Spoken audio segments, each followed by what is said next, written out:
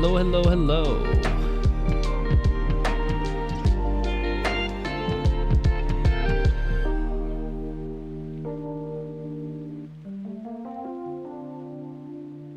Maybe I need to add a little more to this. How do I change this?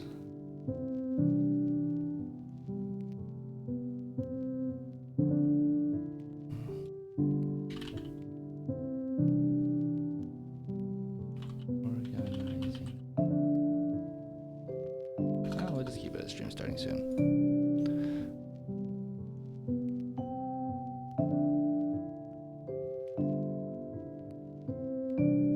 Let's put it like that for now. We can readjust the camera later.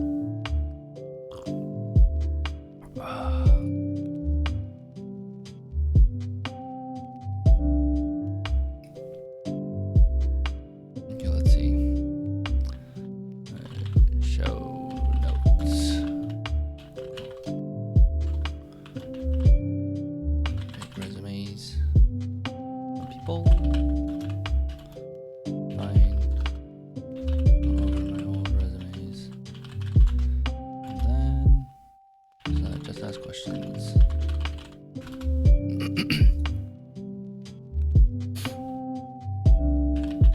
Discord organization. And actually, let's just change it to this.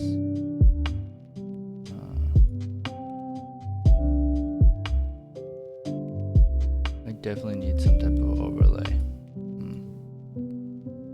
Here, notepad here. Something like that. Wait, why doesn't this? Oh, it does have a background. Let's put this right above my camera.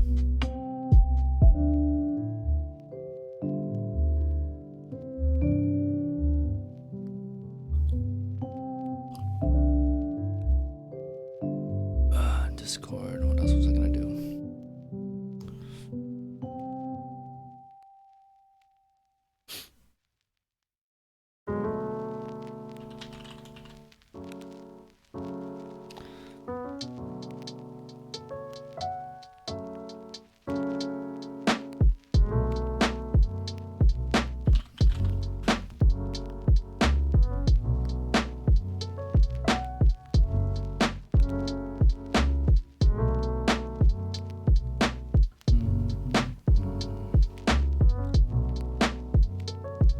Let's see. Oh, that's right. I gotta find some old resumes. Let's see. Let's see. What's the oldest resume that I have? Job search. Holy moly! Look at all these. 2015. These are all engineering resumes, actually. Riot Player Management. If I go into... Oh, is my music too loud? Might be.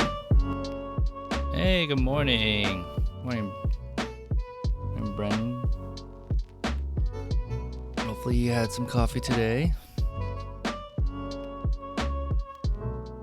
Let's lower it to like just a volume like that. You gotta change the player sound too. How's your day going so far, Brendan? Snapple? Is it tea? How do you... It's impressive that you don't need caffeine for your morning. Probably taking care of yourself well. Oh, no. Applications? No. Archives. Ho. No. I looked this up earlier. Where are my resumes? It's been here.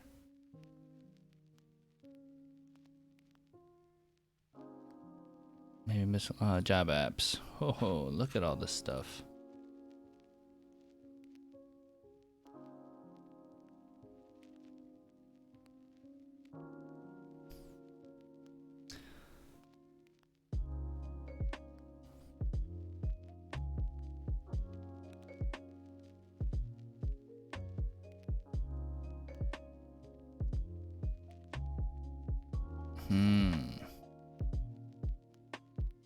Okay, what I'm gonna do is I'm gonna put together a list.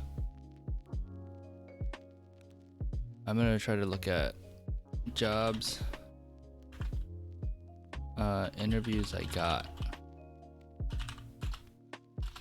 bad resumes, what I thought were good resumes. Probably in the wrong order. Doing alright, was hanging out on Twitter before I might have started homework. Bad. Good luck, because if you're gonna do that, good luck. Background color. It's only for preview purposes. That's gonna be tough. To step away from Twitter. I am such a streaming noob. I need to find. I wanted to put a background on my chat box. It's here, maybe.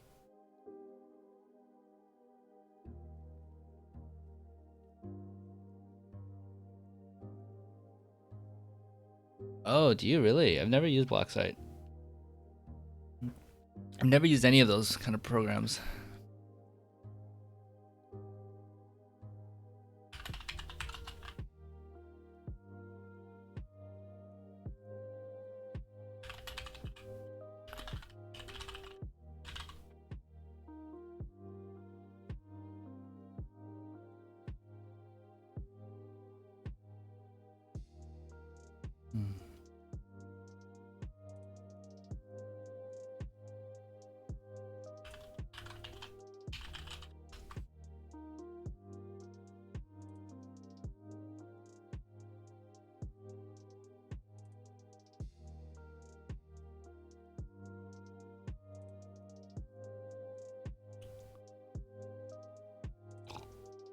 Yeah, Twitter really feeds into that beast of, hey, just keep refreshing me. I swear there's something new on your feed that you really will care about.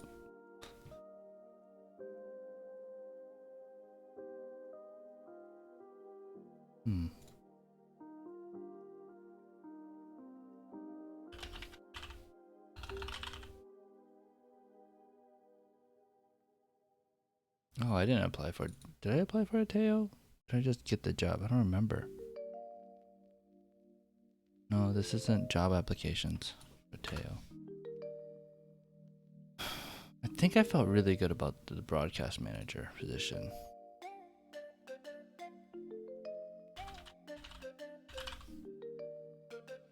Community manager. Kickstart. Wow, I totally forgot about so many of these. Did I get a call back from? No.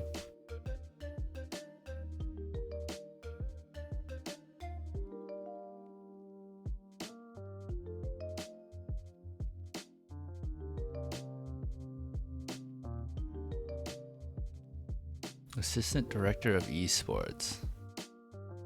Who was this with?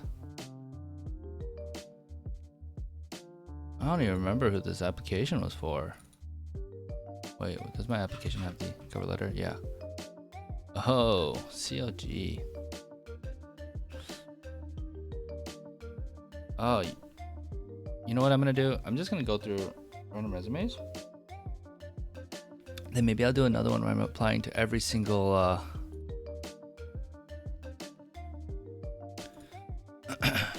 visual. What is visual CV? Visual CV. I haven't had to make my resume for about 2 years or something like that. Oh. My preferred resume creator, Google Docs. And then I went into InDesign to try to learn how to use InDesign. and it probably made making my resume 1,000 times harder because I didn't know how to use InDesign and it was finicky and I didn't make the time to actually learn how to use InDesign. it was it was bad. I mean, I honestly think, okay, so right, there's two things I think you need to think about with your resume. One, is the content there good, right? Like, is it getting the point across, and are you like qualified for the job? Because if you're not qualified, no matter how pretty your resume is, it doesn't matter. Like, you could get an interview maybe if you fool people, and maybe you could pass the interview if you fool people. But if you're not good for the job, you're gonna have a horrible time there, and you're gonna get fired, right? So, so yeah, there's just like how qualified are you, which is your content and everything, and then there's make the little things you can do to like really up the chances of if you're qualified to get that interview. And those are things like making sure your resume is presented well, whether it's the bullet points and your experiences. The other thing is like making it stand out and being pretty, and then like there's also networking and all those other like tons of other things that are like those small things that are may or may not be important. And I think presentation is a really small like thing to work on that can really boost your chances of people remembering your resume or looking at your resume, right? If I looked at this resume, seeing this where there's like lots of white space versus let's go back to Alec, who I ripped on, which he messaged me and said it was fine and he really enjoyed it, so that made me happy. If I look at a resume,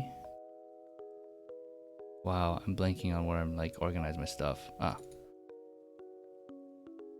Like Alex, which is just, let's zoom out so you can get like the full front of it. There's lots of white space, but there's a lot of bullet points and it's 2 pages, and then this like it gets to a place where I don't want to read this stuff. Versus Christie's, oops, which is like, oh, it's a breath of fresh air. Like, I feel like I could breathe. Things are organized. I can quickly skim through this and find the information I want. Hey, Modern Side. Love your content. You're the only person I found talking about this stuff. Oh, boy. All right, Modern Side. I'm sorry. It's good to know you, but now you're going to leave me as I show you creators that you should be following. It was great to know you, and thanks for stopping by. No, so Devin Nash, this guy, I've been like absolutely obsessed with this guy. He used to be the co-owner with Hotshot GG of CLG, Logic Gaming, and then he sold it to Madison Square Garden, and now he is a CMO, Chief Marketing Officer for Nerd Fusion. That's his company up in Seattle. I've been watching his content because it's just good general esports information, which may or may not be useful for you. Oh, you follow him? You can't listen. Yeah, oh gosh, there's like so many topics to talk about. I'm gonna turn off this pre. The pre-show is done now. We have started talking. And that means I gotta turn off the music. Yeah, I should turn off the music too. So okay, there's like 2 things about content creation. One, like you approach it where you can either jump into the competition and try to beat it. Hey, what's up, Dweeb? Dweebazoid, welcome, welcome, welcome. Oh shoot, I gotta turn on my follow alerts and everything. Oh god, I don't know how to do that. Oh, okay. Alert box. We're just gonna turn on the follows because no one. That's all that's happening. That's fine. We'll just do the default. Oh my gosh, I'm so bad. I forgot I was gonna do this. Put up in the top right, top left. So we'll replay. Wow. Oh, it doesn't even say your name. Hey, there it is. Scientube, thanks for the follow. Welcome to the club. I don't know what I have to call my followers, because that's what you're supposed to do on Twitch, right? Part of the Mavericks if you're part of the Logan Paul gang, or I can't think of any other off the top of my head. The casuals. People have been calling me, it's really, I don't know how this happened, but in the Golden Guardians Discord, the public Discord, a few people have, I guess, suddenly taken liking to me and started calling me King Casual for no reason. I was like, oh, I could play off of that and, like bolster my ego and really feed the beast and call my followers the kingdom or my peasants or something, but that's not going to happen. Maybe it'll be a shtick. Welcome to the casual club. Something like that. Anyway, I was saying, oh yeah, so you could jump into content creation where you're like trying to jump into the competition and just outwork them or beat them, right? And the other option, which I think most people should do, is find a unique angle where there's less competition and that, and just like make stuff there. And then another thing that I've been thinking about is actually when you're in that low competition environment. So like, for example, Devin Nash, like I would like to make this kind of content. The thing is like, he's going to be much better at it because he knows, I just found out he's probably like twice my age or so. Not twice my age. I'm like 31, but he's like in his 50s, I think, early 50s, late 40s. He just has so much more experience over me in esports, right? I do bring a different thought, and I am like very into esports compared to him, who's running a studio. But I have my own unique input from him. The other thing is that what I've realized is there's people that really like certain personalities. So even if I do the exact same thing, if I copy all his topics, there's still going to be people that will want to watch Devin Nash over me, and there will still be people that want to watch me over Devin Nash if like we have equal content, right? So that was something I've been thinking about where it's like, oh, I got to really like come up with something completely new and original. I'm like, no, some people would rather hear the same thing from different people because they trust person B over person A, or they just like can't listen to person A.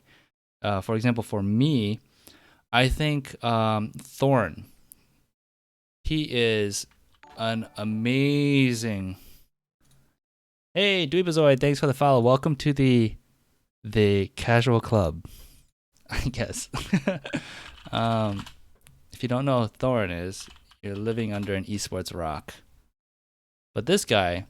Welcome to my channel. I'm Thorin, also known as the esports historian. I've been an esports journalist professionally since 2001. I also work as an on-camera analyst for CSGO events. My primary focuses are Counter-Strike Global Offensive and League of Legends. I also sometimes venture into other games I have an interest in, most notably StarCraft, Quake, and Counter-Strike 1.6.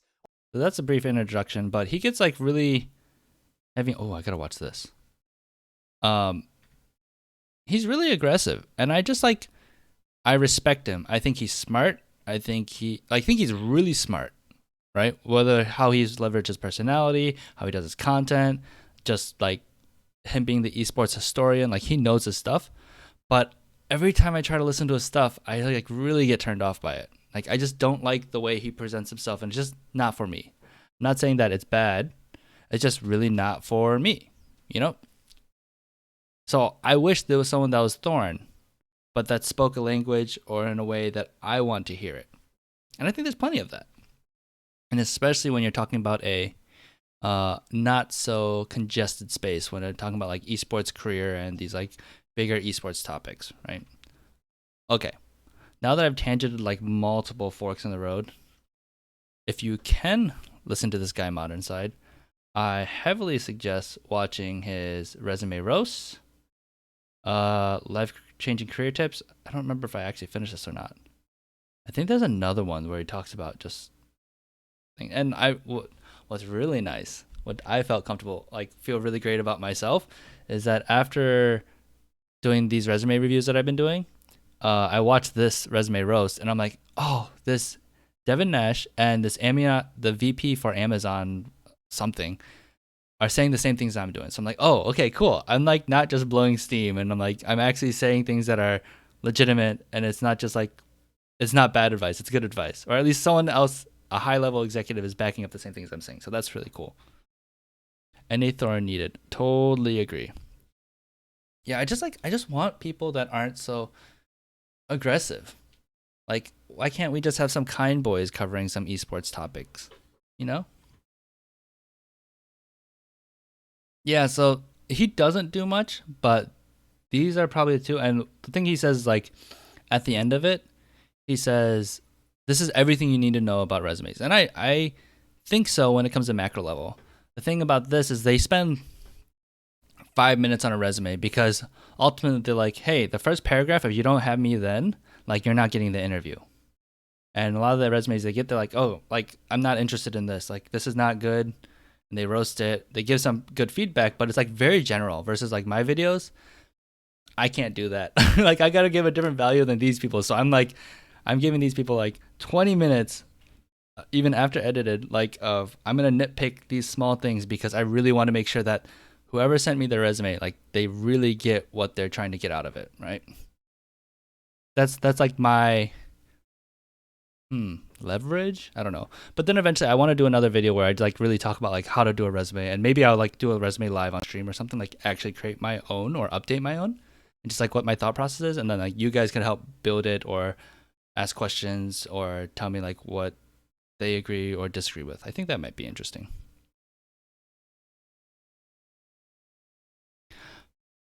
What are they applying for in Thorn's? Oh, I'm not talking about Thorn. Sorry, I'm talking about like Devin Nash. I don't know if Thorn does one. Although Thorn does do a really good video about getting into esports. Oh God, where is it? I want to say it's a year old, but man, I don't even remember.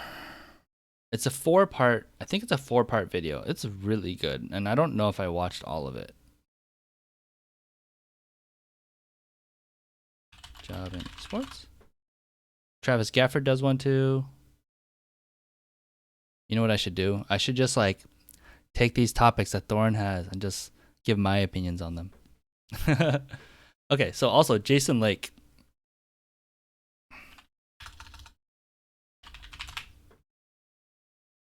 This guy just started a YouTube channel.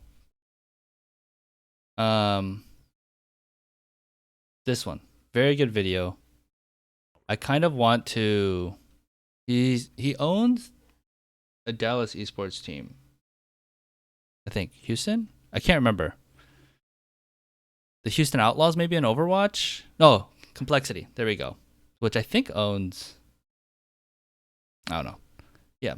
Oh, so you guys already know who he is. So this guy, this video is really, really good. Again, things that I've said, which is really cool, and I kind of want to go into it and break it down even further than he has. These are all these content ideas that are in the back of my brain, and hopefully they'll be useful. An hour long. I think it's really good, especially if you're like just trying to figure it out. I gotta stop scrolling. Sorry if I'm giving you guys a headache by just scrolling a ton. And the guy that he was just talking to, I have not checked out his Twitch stream yet, or that often. Is there like people that I've just started following list? It was in. Okay. The Amazon VP. He does some really good resume stuff, which I think he's just starting to do. It's not the easy coach anymore. Yeah. I'll find him.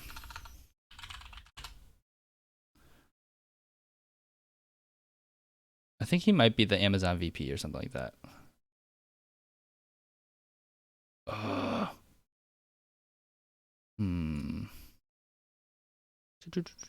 Following?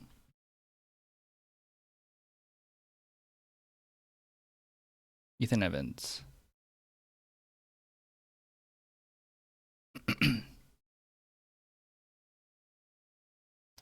Yeah, so this guy. Oh, that's a rant. So this is another way to pack stuff into your into your LinkedIn. Oh yeah, so then this is showing some of my most So this is interesting. He his previous VODs he was doing resume reviews, and then he started to switch to LinkedIn reviews because his take is that he has not given anyone a resume. Remember, he's a VP though. He has not given a resume to anyone in like years. But what happens is that people come to him trying to like recruit him. And that's because LinkedIn is the place for that, at least in his world, right? He's involved in like esports and gaming kind of stuff because he's working with like Twitch Prime. But that's still like a very high level executive thing. And I don't really know how much esports hiring gets happened in LinkedIn. That being said, if you're like looking for your breakthrough job or looking for any job, like why not use LinkedIn? LinkedIn is a place where like you're gonna have Steve Aronset, like owner of Team Liquid. You're gonna have those kind of people, and potentially the people that are actually hiring, like looking on LinkedIn. Like if you're looking for a break, you got to do everything you can to just increase that 1%, 2%, 5%, 10% chance that you're gonna get a job and get noticed, right? So I haven't checked out this stuff, but I bet this will be useful, and I probably will watch this because my LinkedIn is super outdated too.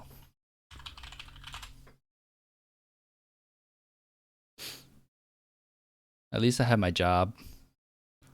Esports marketing analyst. Whatever that means. But I have like, what have I done? Nothing there. And then this whole like freelance stuff.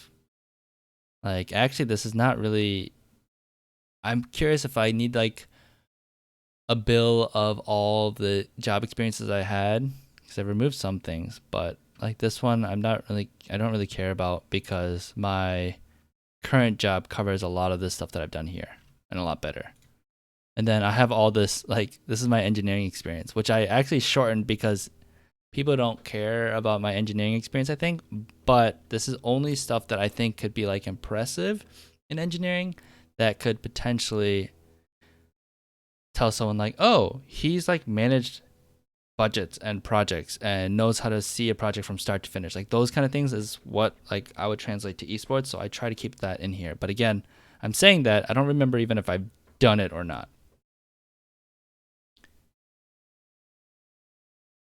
Work as an intern for how long do you think it is reasonable period to work as an intern for an org? I have absolutely no idea. What is an intern for an organization? I guess like I don't even know what that really means. Does that mean like you are in college, or does that mean like, hey, you're doing work like low level work and they don't want to pay you a lot and you don't have full-time benefits? I don't exactly know. Entry level? Okay. So what first thing I said? I have no idea. That's so weird. I haven't run into that because we've had, at my time at Golden Guardians, I've only had we've had one intern. I don't even know if those are internships. They were college students that were maybe more freelance than interns. So I'm not exactly sure like what people say, because in the engineering world, internships are like, hey, we have an intern for the summer or for a semester or maybe a year, and they're working part-time or they're taking a year off of college to do this. And like that's what these co-ops are, right? These are 8 months because I did them a spring and summer, or like summer and fall. But for esports, I have no idea like what, there must be some like business reason or business like justification for like what interns are. That being said, like I could see esports being like a very non-official way of running businesses. I can see that happen in esports, and I could see like if you are an intern so they can pay you less and you're still doing work, like that's the place where you go. You'd be like, hey, I want a full-time job with you guys and I've proven myself. And these are the reasons why. And if you can't, or if you don't have the leverage, then you go find another place that will hire you and be like, hey, if you want to keep me, like I need a full-time job because I got an offer, right? If you have leverage and you have nothing to lose, or at least come off that you have nothing to lose, like you could bluff it, but then you can lose as long as you're willing to lose what you're bluffing against. I could see you leveraging that and being like, hey, and sometimes the company just doesn't have the resources and the money to actually pay you out or buy you. Because hiring someone full-time versus like, let's say a freelancer that works 40 hours a week, or a contractor actually that works 40 hours a week and gets paid overtime, the money that a company saves by not paying out benefits like 401k benefits, health benefits, dental, all those kind of things, retirement, whatever, that's really expensive for a company. So that could be like, that can happen where they just want to hire you to work for like hourly rate, and that can suck, or that can be beneficial because that's technically might be more money in your pocket if you don't care about the benefits, right? Like for me, I'm married. If my wife has full-time job with benefits, I could be like, hey, Golden Guardians, I don't want to be full-time. I want you to pay me hourly so that, and I can work overtime and I can get more money in my bank account because I don't take advantage of the benefits package that you would give me. But I think I'm going a little deeper than what you're asking. Modern side. Modern side. All right, those are content creators that I think do what I'm doing as well that might have more clout than I do. I'm sure there's other ones. Oh, no. Harris doesn't talk about like esports or getting jobs. That's more content creation stuff.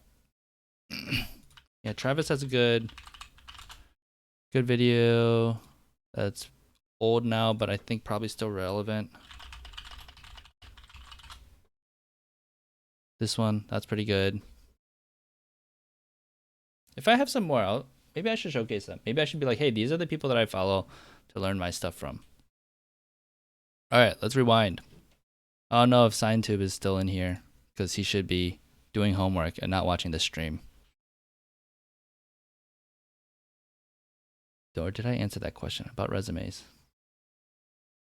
It doesn't take much to just make your resume a little prettier than a plain Word doc. And you can still make, like, I'm pretty sure Word or even Google Docs has like good formats to base off of. Let's see. Let's actually look at that. New document.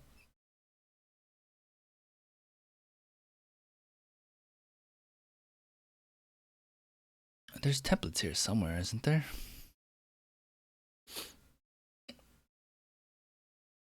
What do you think about linking to individual pieces of content, videos, memes, tweets in the resume that you're directly responsible for? Is that taking too much credit? If you're responsible for them, I don't understand how that is taking too much credit. You might have to expound on that one because you created it, right? I love examples of work. I would rather have someone send me their portfolio with quick bullet points of like what they've done that specifically relate to the job I'm hiring. Like 3 bullet points. Like, I've done this and accomplished this. I've done this, accomplished this. I've done this and accomplished this. Here's examples of that. And these are the projects that I worked on. Like, that would save me so much more time than looking through a cover letter and resume. Straight up. Oh, I wish I could make this bigger. I wonder. Vertex 42. Who is this? I don't. But if I look at this resume, cover letter, resume, business. Oh, I guess Google Doc doesn't really have that great. Letter of termination. Oh, that's scary.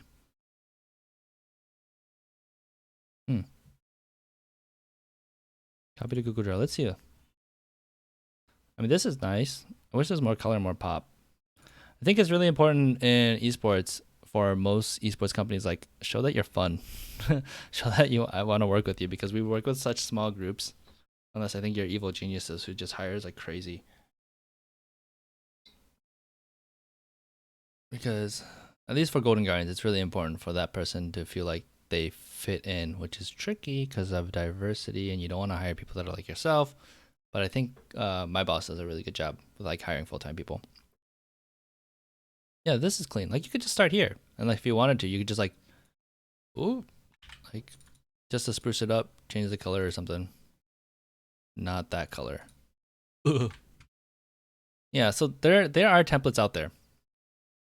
What I've done is I've also gone like Google. Wow, I just typed in google.com. I don't need to do that. Right, templates. Hello, welcome. Confused Caribou. I've seen you around. Trevor, I believe, if I remember correctly. So I've even just looked at this and just copied. Oh, look at that. Oh, you can't see that because of my webcam. Just click on it. Whoa, you can actually build it. But I just wanted to this is on Resume? Oh, this is on Indeed. So this is the thing, like,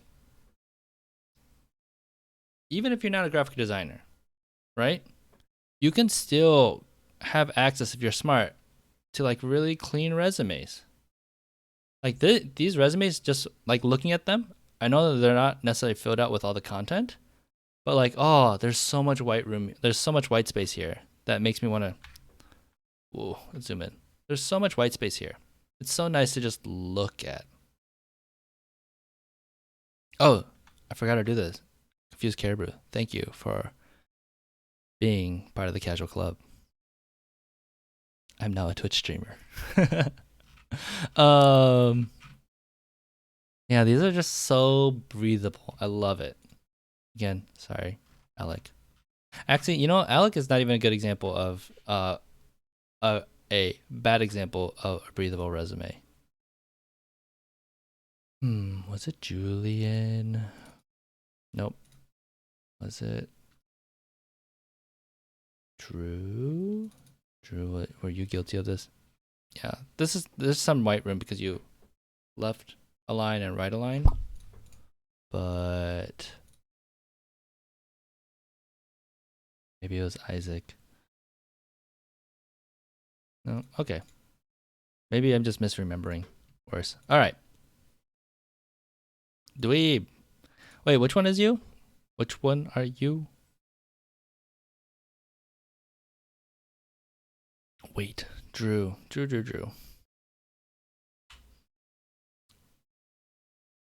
Drew, do you have any questions? Do you have any follow-ups? Did you watch the video? Oh my gosh. I'm like completely lost again. Yeah, this right align. Yeah, it's actually not that compact, but it could be less compact. I've been there. I've made margins like half an inch.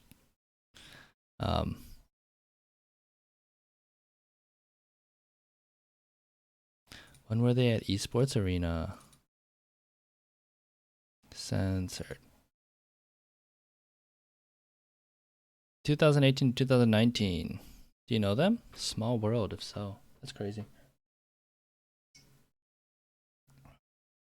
See, that's so funny. I flashed this very quickly, right? And Confused Caribou was able to be like, wait, Esports Arena? So that's how you have to think about your resume.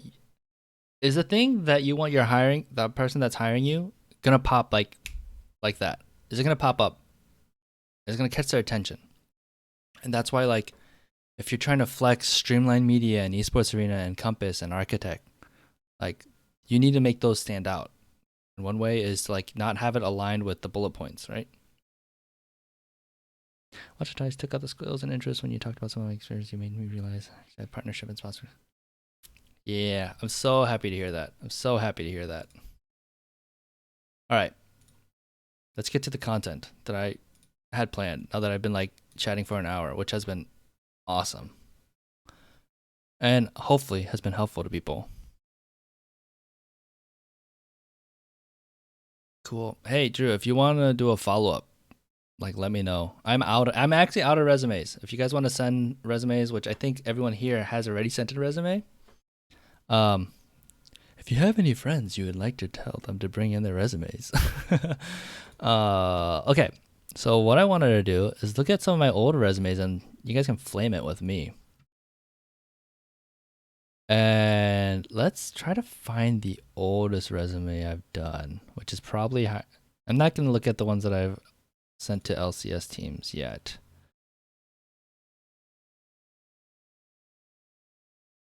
Okay. Yeah, I have no idea where even to start. So what I'm going to do, actually, is start with one that I definitely did not get a callback for that I felt like I was. And why isn't this a PDF? I haven't looked at the... Let's see. How old is this? How old is that file? 2018. That's not that old. Oh, I wonder if I have my Riot resume. 2018.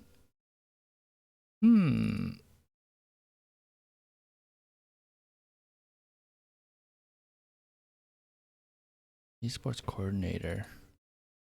Beyond the Summit. All these people could have hired me, and they missed out. Oh. It's my fault. Not the hiring manager's fault. Wow, you knew Isaac. That is crazy.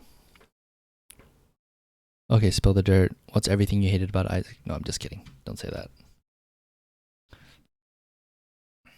Man, these are actually like my good resumes.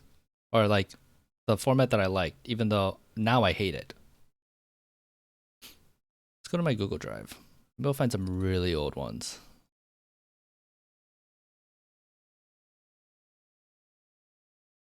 Oh, let's see. What's the oldest one? 2017. Oh, wow. I totally forgot about these. I actually got a callback for this. No, I think I just did a basic, like, automated, like, hey, fill out this test.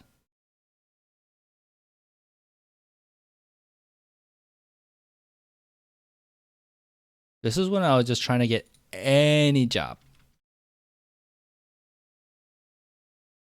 Oh, this was a cute resume. Let's look at this one.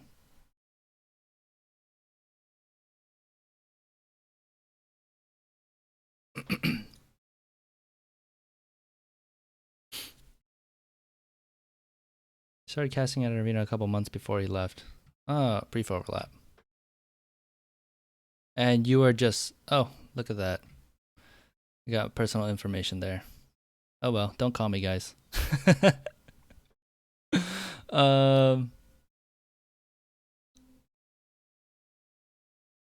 Forgot about that. I'm gonna have all my personal information on these things.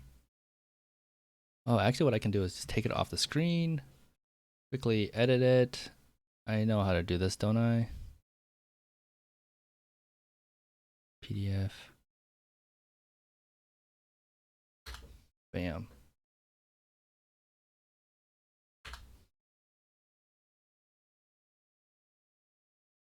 Ah, easy. There's no VODs or anything of this. All right. So, right from the start. Wow, this is weird doing my own resume. So, it looks playful. It's cool. It's cute. This is for a creative coordinator position. So, I think I wanted to be a little creative to show something. It's really easy to see, I think, a separation of information. The top header, the information. There's enough white space. There's like really like a nice color scheme. I think it looks pleasing to the eye. I think this might be a little long, but if I actually read this, which I would, this would be like, I'm interested, I'm not. I have it organized with projects. So there's 2 big projects I'm working on. So I need to learn more about this. I got links into there. So I can actually like link out to them if I press the right buttons. Maybe I can't. I might not have. Oh wait, Those should be linkable, especially if they're PDF. But luckily, they're short. They're not like lolapodcast.com/RQV uppercase 4 :pound blah blah blah. And then professional experience, skills, expertise, social, education. Hey, we've talked about this before, how much I hate this. Skills, leadership, fast learner, communication, public speaking, team management, thrives under pressure. Wow, this guy's amazing. No, that's all fluff. I think those are just like buzzwords or keywords that I found from the job application. Actually, this was smart if I did it. I saved their, oh no, this was the test that they gave me.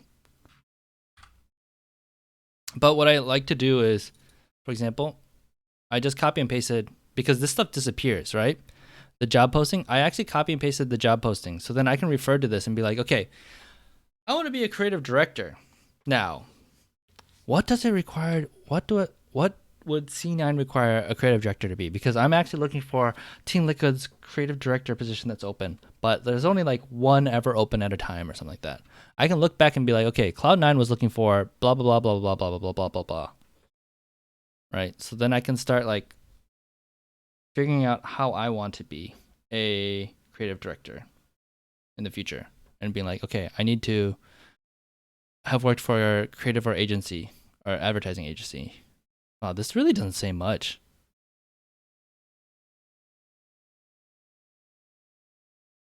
Interesting. Cloud9 is going to just get like 1 million applications for this, and then people that don't understand that they're underqualified for it. Okay, I'm like jumping around so much. Okay, so right from the bat, I think my resume is okay. I think it's a lot of white space, so I'm going to be able to quickly be like, is this person qualified or not?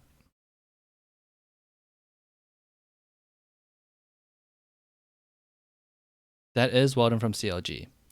And that's the thing. Are they going to care about this? Right? If I sent this to esports clubs or esports people, LCS people, they would probably know. This is when like Weldon was coaching like G2 or CLG, like the good CLG or TSM. Like this is like when his name was like super popular. But yeah, this is a mobile game company in Madison. They're the ones that I don't remember what games they did. Big games, but yeah. But already I see like they don't have. I see this person does not have like mobile game. Like they don't have the relevant like company job experiences, right?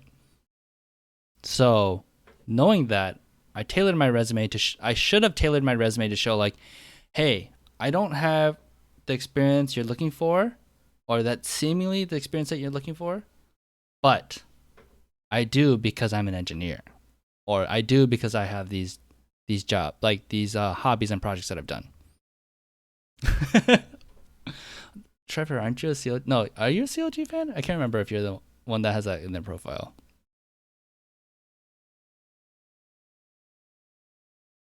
Oh, sorry, I missed that. Dweebazoid said, do you think having these podcasts that you created helped your case? Probably for this job, no. For other jobs, yes. I think it helped me get my Golden Guardian stuff and my Travis work because it was relevant and it showed actually that I was creating a project. And that's the thing. Like with my Lola podcast, what it doesn't show here. Oh, okay, it shows it here.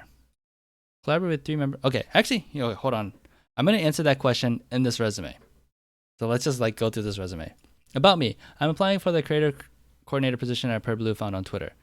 Okay, I've heard this is okay. I'm not a big fan of it because they should know that, but I've realized that this resume could sit on someone's desk forever and it could be passed around to other positions. So having that here, the person with the resume knows right away the context that this is for a creative coordinator position because they actually might not know that. So that could be useful if I have time and space for it. And they also know that this is not a generic resume that I'm just throwing to 20 people, 20 companies, 20 jobs.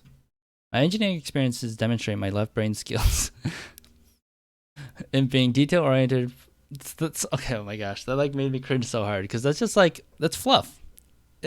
And maybe that's useful because I want to show them like, hey, I'm a wordsmith, or I'm like, I can say things clever, but oh my gosh, yeah, that's totally makes me just like demonstrate my left brain skills, and also there should be a hyphen. And being detail-oriented, process-focused, and organized. My podcasting experiences demonstrate my right brain skills of being able to collaborate with a team, communicate effectively, and regularly create creative, quality content. Oh, like unless the job description specifically said, and it might have been like, oh, like we're looking for someone that has left brain skills and right brain skills because they're just like, we are a cool company and we say that kind of stuff. That feels so funny. And I think I've said this with other people's resumes. Like, I'm just stating what I've done and like who I am. I haven't proven anything, right? What I would have rather said, so let's say my engineering experiences, and I get what I'm saying. I'm saying like I'm like multifaceted. Like I'm able to do like this geeky engineering detail oriented stuff. but I'm also like really creative and I'm artsy, right? That's what I'm trying to say. I don't know. Have I said that well? What do you think? I'd love to know your opinion. What I rather would have said here is like my engineering experiences help me like understand how to manage a project or like a creative coordinator, coordinate timelines, objectives, and projects for multi-million-dollar products or something like that, right? Because that's like, ooh, he's actually done it and he showed it. I want to learn more about these multi-million-dollar projects and not jam pack so many like detail-oriented, process-focused, organized. I would like focus on like maybe one or two of those things that make sense to the result that I'm going to like say like, look at what I've done. Yeah, so with that, I might be saying like, I've managed project multi-million-dollar start to finish with by being like customer and schedule focused, right? Something like that, I think. My podcasting experiences demonstrate my right brain skills of being able to collaborate with the team, communicate effectively, and regularly create creative quality content. That's so hard to say off like maybe it's easy to read in your head, but that's hard to like say out loud. So I actually don't like that because I want my my stuff to like be speakable, like sound like a person. Yeah, the lack of hyphen. And from here, I'd be like, oh, my podcasting experiences demonstrate I have a proven track record of like being able to bring a team together as I've created over 150 episodes with putting together my team of over 10 people for creating a community, because I think that's probably really important in this creative coordinator position, like working with a team, creating a community, and creating content. So maybe the angle here is that I've created content that people have liked, and to create even more content, I've built together a team, like somehow communicate all that stuff into there. Yeah, create creative quality content. Yeah, all the sounds. Communicate to create creative quality content. Yes, you are like the same root right there. You're absolutely right, Trevor. All right, so nice attempt. Almost there. I think this is like for people that I have done their resumes and told them to add their about me or executive summary. This is like their first attempt at it, and like they've taken a lot of the good feedback, but then they're just like, oh, you're not an English major, or you're not like a good wordsmith yet. You tried and this is your attempt at it. Okay, now let's talk to your English major friend and like let's get this like polished well, right? And that's exactly where I think I was at this point. Right? I think I know what I'm doing. I've watched all these YouTube videos and I created a really impactful about me section, but it's like almost there. But I will say, the thing is, if I was reading this and I laughed at this actually would like catch my attention and I'd remember it. So it could do that successfully, even though it's not like the best example of it, right? Okay, projects. League of Legends Anonymous podcast, One Green podcast. Helping players find community, get better, learn more, and have fun. That is like the value proposition or the mission statement of it. It doesn't tell me much. Which might... Yeah. This is so high up here. Like, this needs to be more impactful, I think. It's okay. Maybe someone would read it well and then move on to this stuff, but there's no... If this was like Pepsi, Pepsi advertising commercial campaign, it's like, oh, well, like, whoa. And then like maybe a brief discussion of like, launch the campaign to unite people and hit the new generation of Zoomers or something like that. That might be like more interesting and make me click on the link. One Green podcast, improving player performance and following the esports journey. Yeah, again, like as someone that doesn't know Wild and Green, that would not hit me at all. I wouldn't like it just leaves me with like, I don't know what this is, right? If you're CLG hiring manager and that One Green podcast came onto your like across your table, then you'd be like, whoa. And then improving player performance and following the esports journey. I'm like, okay, that's cool. That's what the podcast is. But again, it doesn't tell me like what I did.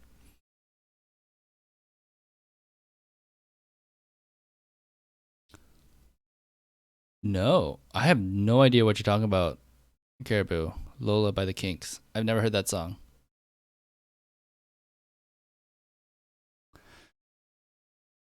Sounds like a missed opportunity. Yeah, it sounds like it would be. The Kinks. Sounds like a rock band. Classic rock. Professional experience. Mechanical engineer.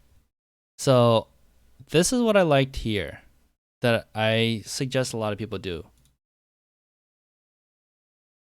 No, this is not an engineering job application. If it was, I'll list out Abbott, Honeywell, and talk about all of them because those are Abbott is a huge name. They're a pharmaceutical company that's like huge, right? And also, I only did a summer internship there, but combining this into my whole mechanical engineering experience, they don't know that. They don't know it's just an internship. Honeywell, I worked there for almost 3 years. That's a big company as well. Orbitech, no one knows who Orbitech is, unfortunately, but like that's space equipment. I have something that's going to be in space that I've designed and worked on probably in like a year. But they're not going to know that either. Actually, they might because Orbitech, this was a job in Madison, and Orbitech is a Madison-based company, and they could know that, but I probably would say they wouldn't. It's like saying like Amazon in Seattle. Everyone knows Amazon in Seattle or Starbucks in Seattle, right? But Orbitech is not. They're like a middleman. Like if I said Boeing, people would know Boeing. And Orbitech worked with Boeing. Like my customer was Boeing when I worked at Orbitech. All right. Communicated project and schedule details with customers, external contractors, and cross-functional team members for multiple concurrent projects as an equipment specialist. I like that. Establish new procedures, processes, and templates to standardize workflow, improve efficiency, and minimize future delays. Delivered over 30 different equipments.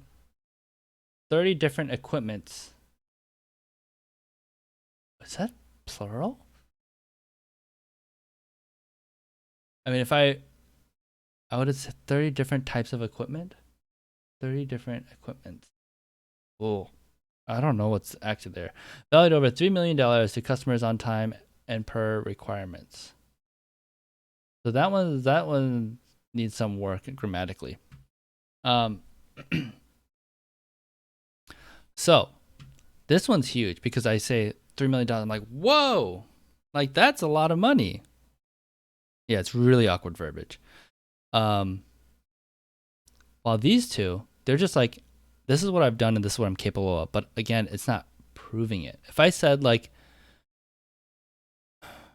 community project and schedule details with customers, because I was pretty much a liaison between all these different departments. So if I said like over a team of 30 different parties, that'd be cool. I know this is really dense, and this is just like me trying to show off like these are the skills that I've done. These are the tasks that I've done, which like maybe I know I've been saying with a lot of people like show the impact that they've done. And if I try to include the impact here, it might get like really, really wordy and long. And maybe that means I have to split it up. So this is where like I think I should do multiple takes on this bullet point and like what would happen if I split this up into 3 bullet points or not. So maybe this is where I put this first. Like this is the impact. I delivered 30 different oh my god, this is so hard to read. Delivered $3 million of stuff on time and part of the customer requirements or something like that, right? And I'd have to reword this. That would be the first thing. So it's like, well, this is the impact that they've done. And then breaking down like how I did that by communicating successfully through multiple team members and customers. And I think why I put customers, external contractors, like maybe this job required me to not only talk to an internal team, but to external teams like Apple to get things on to the the Apple Store, or like if they made games for specific customers or something like that. So that's where I would include that stuff. That's why I would include that information. Establish new procedures. So again, this is like how did establishing new procedures and process and templates help? Like if I said like, hey, this reduced 15 hours in standard work hours or manpower, or like that would be important. I probably didn't have the findings to say that, but I could always just kind of spoof it a little bit. Like I can estimate like, oh, I made this one template that instead of taking 3 hours to put together a package bid, suddenly it takes 2 hours to do that. So that means over a project, that would save company, there's 30 different pieces of equipment. So that's 30 hours on a project schedule. Like that's huge. Like, and I could like guesstimate that. I don't know if that's really true, but I think you could make an educated guess on like how you've saved efficiencies and time. So yeah, and again, I think what we see a lot of people is like, oh, in Abbott I did these 5 things, and in Honeywell I did like these 5 things, and Orbitech I did these 5 things, and some of that's repetitive because I want to say like, what if you just got creative and just combined it all? Because does anyone really care like, oh, this thing was only in Honeywell and not in Abbott and Orbitech? Like, no, this person that's reading this does not care, right? They just want to know like if you're qualified or not, and whether you did this at Abbott, Honeywell, or Orbitech, or company A, B, or C, it doesn't matter. They just want to know that you've done it. So this was a way that I creatively, I would say, condensed that information. Podcast producer and host. Collaborated with three members to create Lola Podcast. With a growing team of over 10 global members, over 140 have been. Oh, this is horrible verbiage and grammar. Over 140 have been produced with over $1,000 per downloads per episode, helping players find a friendly community and improve their performance. So I think with the mobile games, like there's a lot of talk about like creating the community, like in their social media, like Facebook groups, and actually that was probably it. Their Facebook groups. Oh, and their forums. I think they had forums for their games.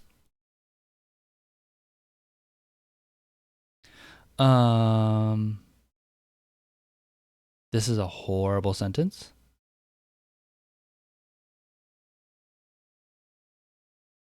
A horrible sentence. Pioneered the recent 4-month launch and production of the Weldon Green podcast for Weldon. The leading sports psychology trainer in League of Legends esports and coach for over 3 world champions contending teams.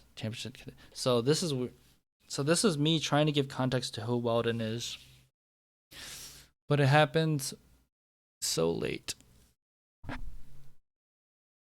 Oh, I hate this. This does not say what I'm trying to do. What I've done.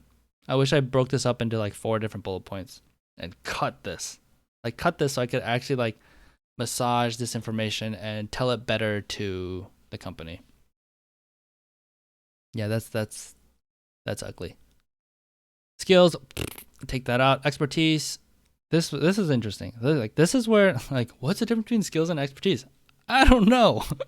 So what I would have rather had is cut the skills or cut expertise and put this all under skills like podcasting, social media marketing, social audio editing, which is probably in podcasting, but maybe that's useful for the specific thing, but it's not. Workflow processes, collaborative content creation. It's okay. They're buzzwords, keywords, whatever. I'm not a huge fan of what I just listed there. My socials, LinkedIn, just casual. Education. Yeah, so I think this is fine. I think, yeah, like I said, if I was able to scratch a lot of this, and I could put the socials up here, suddenly I have more room to really break out these bullet points, and also break out these bullet points if they're really important. But I would also include this maybe into here.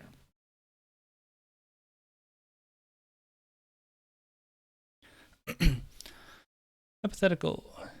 You did one responsibility at Abbott in 2012, but didn't have the same at Honeywell in 2014, for argument's sake. But then you got that again in Orbitech 2017. Does recency and performing a skill oriented to the job you're applying for matter, or just as long done it once, you're covered? So this is the beauty of storytelling and editing. Like everything you say is biased, right? By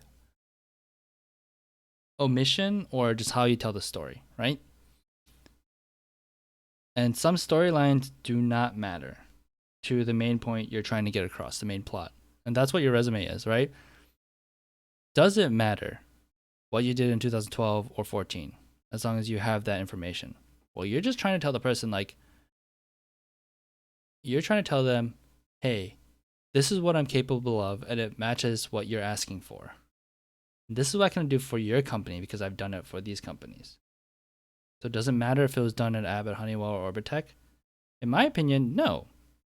I'm sure there are plenty of cases where you can say yes. For example, if I was applying for a pharmaceutical company, and pharmaceutical companies have crazy restrictions and requirements based off of government and regions and countries and FDA, blah, blah, blah, that apply for pharmaceuticals, versus there are completely different crazy restrictions for space equipment. Or in Honeywell, I was doing oil industry, working in the oil industry. So those have different specifications. So if what I needed to say was like, I know pharmaceutical specifications, I would want to make sure they know that I know pharmaceutical specifications. And let's say I didn't know pharmaceutical specifications, but I included like, I know specifications very vaguely because of Honeywell and Orbitech. Well, I think that would be falsified information.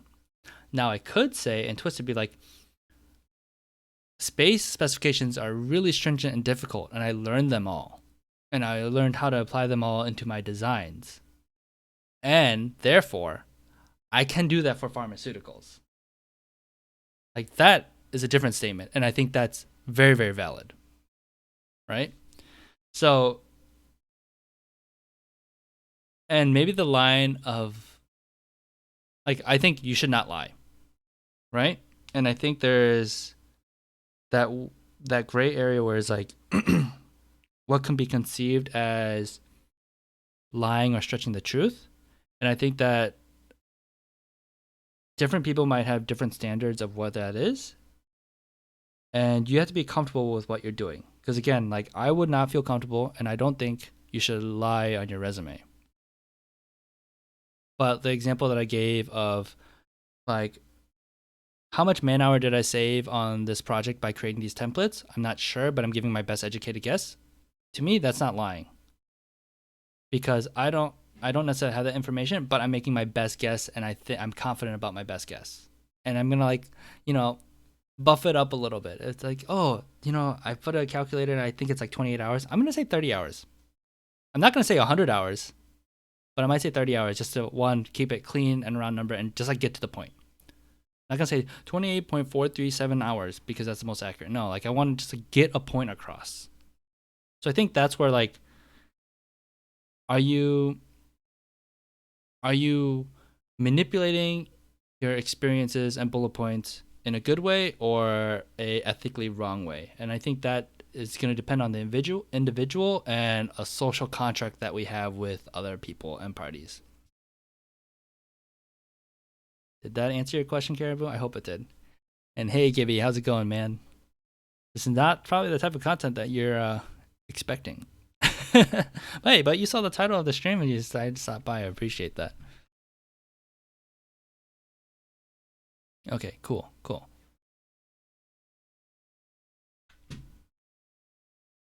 So I think this was okay. Now, let's look at one that I actually got an interview for. This one, this is the job that I was the most excited about. And there's a huge story behind this one too. I also want to talk about a tactic that I've done. Is where, hey, this is my application, it's 2 pages. But the reason why I did this is because I wanted to attach the cover letter to the resume because I really wanted people to read my cover letters, and people don't read cover letters, right? Super moody. Just so you know why I did this, and this is like for fun. Human head. Oh my gosh! It even already autofilled. Where'd it go? Human.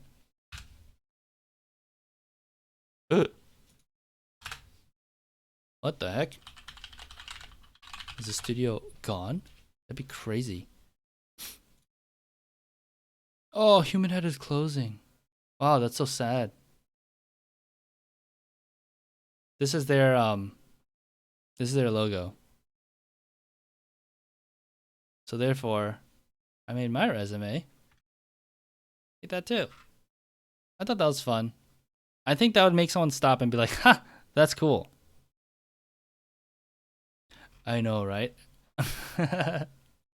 If only. Actually. Oh, this is so sad. I'm actually really sad about this. Oh, I'm totally confusing two different applications that I had. Funny part about this place though, this company, someone from Riot. I was applying for a job at Riot. And that person that had that job was working at Human Head Studios. It was like this weird coincidence. So they're in LA and they just got a job at Human Head and were moving to Madison. And then I was looking at a job at Riot that was pretty much filling her position. I was like, whoa, that's so crazy.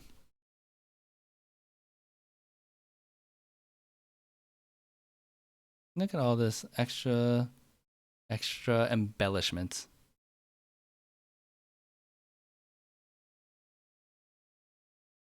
Oh, me? Are you talking about me? Dude, look at this. I'm following way too many things.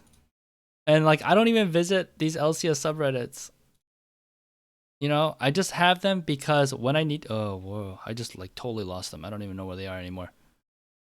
I can't clear all these. I can't clear them. I hate notifications too. Look at my inbox. I'll show you my Gmail. Oh. Clean it. Clean it. Oh. Like, look at my inbox. 11. How many of you can say that you have an inbox of 11?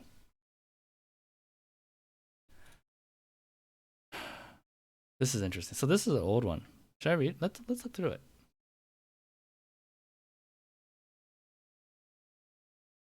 Community manager, social media manager, content creator.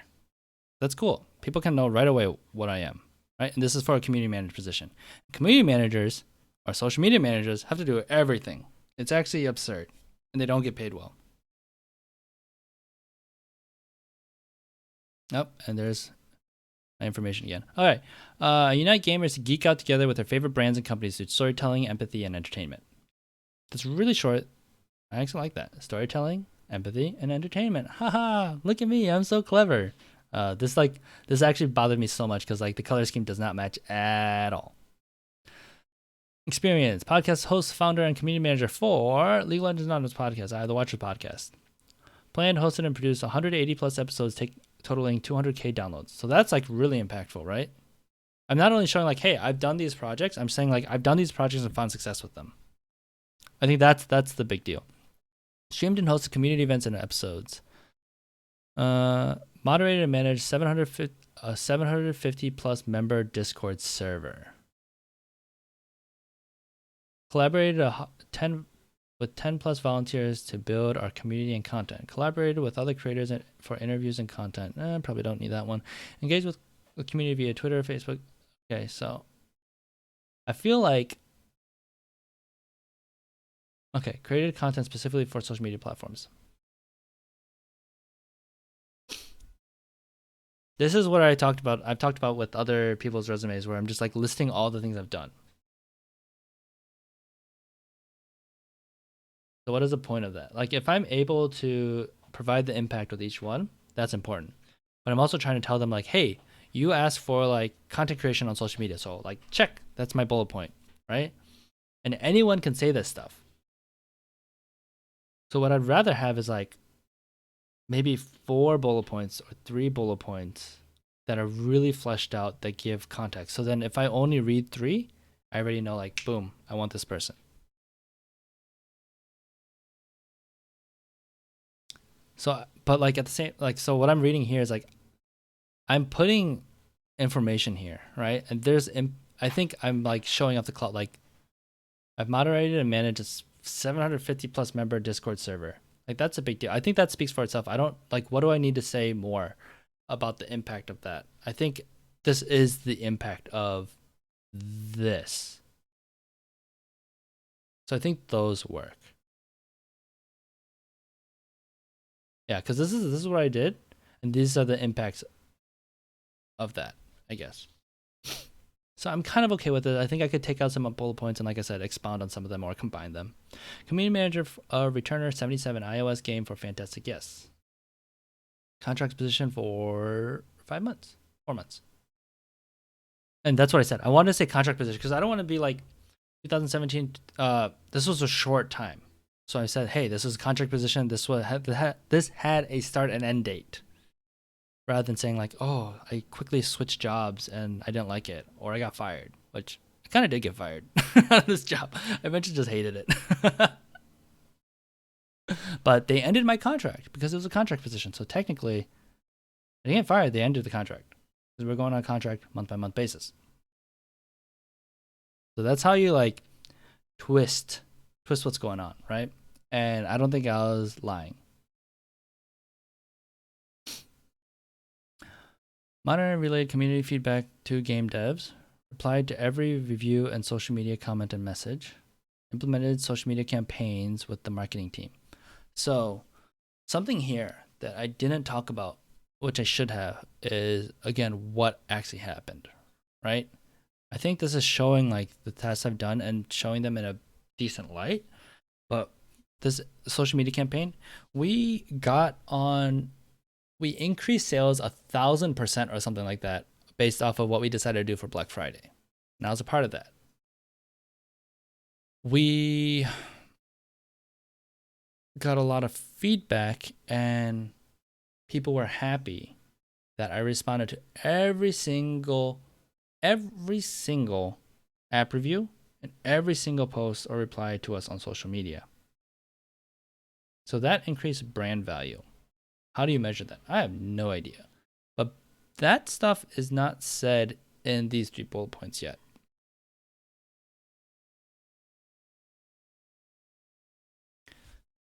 And even this first one, like what was that impact for the company?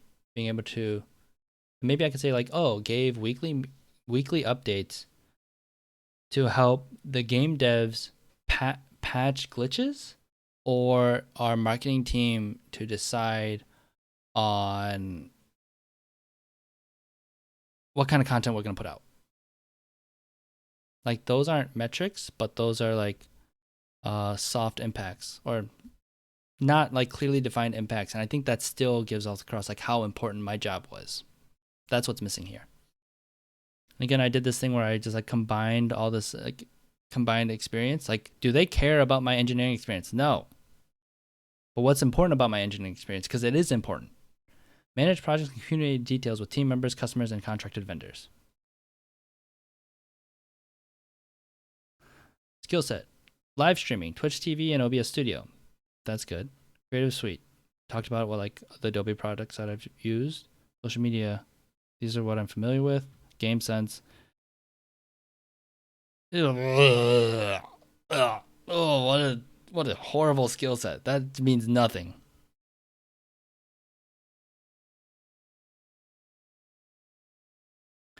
What are you saying there, Trevor? Relevant to CS? And my personal information again. Don't call me.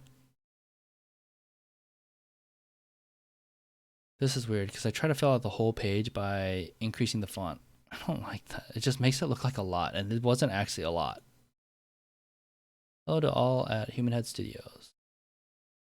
I love gaming communities because I believe that games are best enjoyed with others. Yes, even single-player games, which is what Human Head does.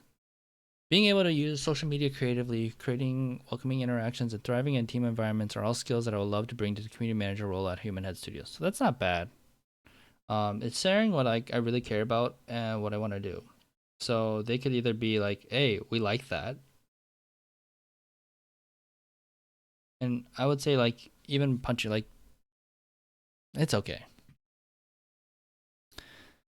isn't it applicable on an app that there's even a basic understanding of a fundamental usage of something like Photoshop or Premiere? Yes.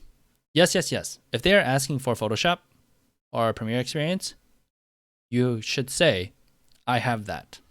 Because you not saying that worries me. If I'm looking for someone that has Photoshop skills and I don't see that anywhere on their resume, that worries me. Now, I would say like you should put that in the experiences, like talk about how you use Photoshop, and maybe that's what I'm missing on here. If it's natural, it makes sense. But even putting it redundantly in the skill set, because you cannot expect them to read everything, that would be important. Because I would say like people's like you want to think that if I'm giving my full attention to this, I'm just gonna go from top to bottom, left to right, reading everything. But I don't. Like what's gonna happen is like things are gonna pop out to me, and I'm like, oh. And what I might be going through in my resume, I'm like, no one has Photoshop experience. What the hell? So I'm just gonna be like, I need Photoshop experience. So I'm just gonna look at, oh, where's their skills? Does it say Photoshop? Nope. Does it say Photoshop here? Nope. Oh, yes, it does say Photoshop. Okay, I'm gonna read through the rest. Yeah, and this is the thing. Like, what I hate, Caribou, what I hate about resumes and their skill set when people put like their expertise, like 3 out of 5 stars, 4 out of 5 stars, and 1 out of 5 stars, and like Adobe Photoshop, like. That's also like a really, really weird metric because like who is 5 out of 5 stars in Photoshop? Like what does that mean? Like that's all relative and like all could be fake. So instead, like say you have Photoshop experience and if it's really, really basic, but it's really important to the job, you're not qualified with your Photoshop experience. So that's a case where it's like, oh, how do I frame myself to be like good enough without lying? Well, like that the initial problem is like your Photoshop experience isn't good enough. So get better at your Photoshop experience. And let's say you are really good at Photoshop. Well, suddenly in your experience section, when you talk about your Photoshop, or even better, when you're linking to your portfolio and showing your work that you've done in Photoshop, like that's gonna be more impactful. Because if I link to it, then I'd be like, oh, look at this guy's Photoshop skill. Like these 5 things that he's done on Photoshop, like boom, like I know he does Photoshop. Versus if I'm looking like, he says he's done these things in Photoshop, like is that true? Like are those the things I'm exactly looking for? As a hiring manager, if they're not familiar with Photoshop and they're just like, they're helping the creative director like look for people in Photoshop, like saying like, oh, I know how to do these masks. Like I don't know what that means if I'm a hiring manager potentially. So linking to work that shows like I can do this, that is totally different. And that's why like in that previous resume, I linked to like my podcast, and they can go to my podcast website and they can click on the latest episode and be like, oh, you know, the audio quality is good. This guy is like, and he does an intro and everything sounds good. And like, there's music, like, oh, this person knows how to do a podcast. I don't have to listen to the whole thing.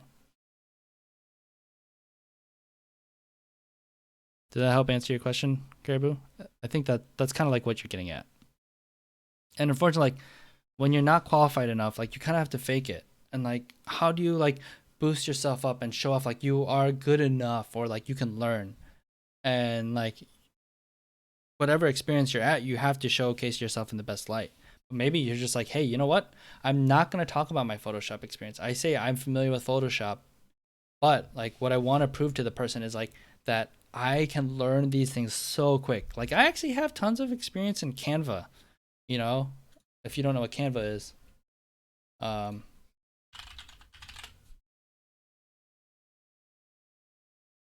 away. Plugin. Like here, this is graphic design stuff, and I've made this, you know. So like I have 40 hours of experience in Canvas, and I've made all these amazing things, you know. So like I have the skill set to learn Photoshop really, really quickly. If you like everything else about me, but you're like, oh, but we need Photoshop skills.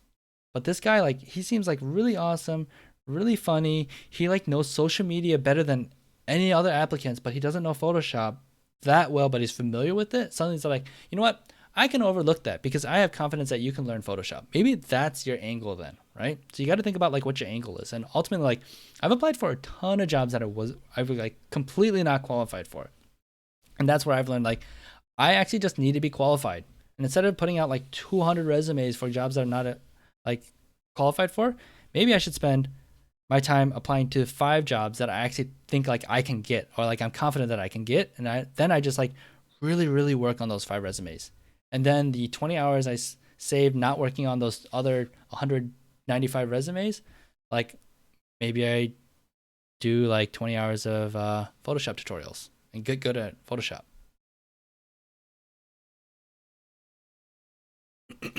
So you got to think about your angle. Like, how are you going to actually sell yourself to a company? Because ultimately, like, you have to prove like getting the job is not about you. It's about the company. And if you understand that, then you're like, how do I frame myself to the company that they're like, I want to hire this guy because he's going to save me time and money, or she's going to save me time and money. All right. Okay, I'm going to do one more, and let's do a good one. That was not the one that I was initially thinking about. It makes me sad. There's one company. Man, I really want to find that now. I would have been like ahead of a division of like a startup, and it was so exciting. Can't remember the company name, but it was a mobile game company, and the guy was tasked like, hey, I'm going to start a new division of this company where we're taking our board games and making them into mobile games.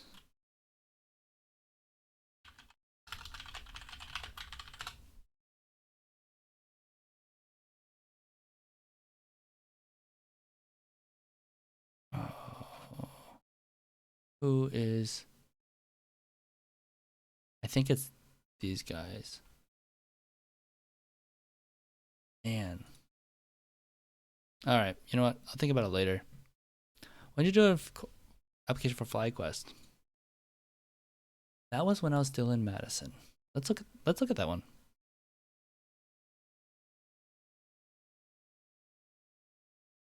Where is it? I think it was a marketing one.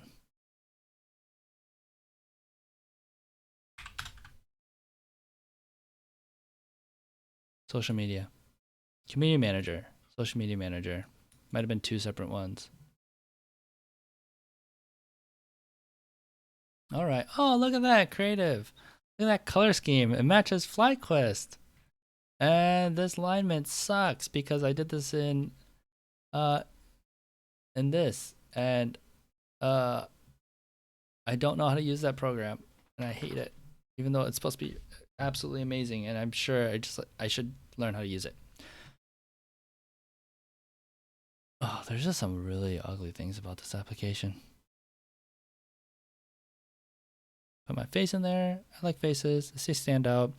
And this was a long discussion up in that Devin Nash and Ethan Evans resume roast. It's like, do you put faces or not? Because what's gonna happen is that by seeing my face, they're gonna have their unconscious biases that come out. If they're racist, they might be like, oh, this is an Asian kid. I don't want to work with like this Chinese kid. I'm not Chinese. Like, that can happen. And that can hurt you, right? But I can also take advantage of that. Like I took this photo and I intentionally undid my tie a little bit, but still in business attire. And this is like when I was going to like a wedding or a concert, like something like kind of formal.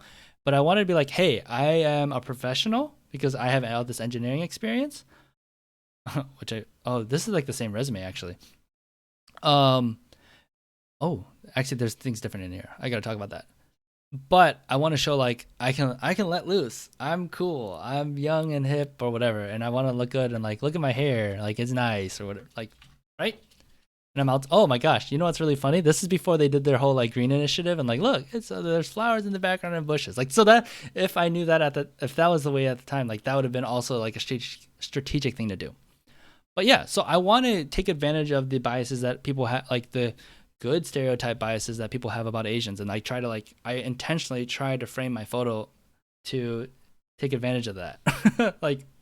And so this is a risky thing because what they were talking about was like, what if they hired this woman that was African American or black, and like that can be risky in the climate, right? Like that is a specific group of people in America that have a specific bias towards.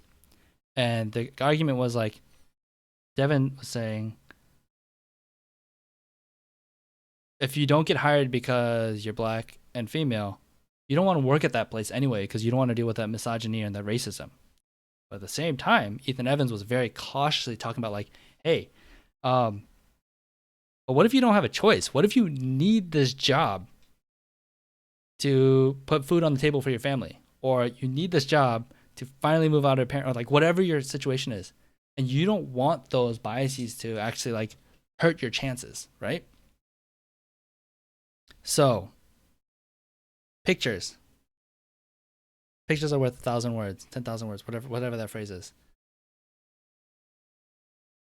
So that is a caution about using photos, right? If I was,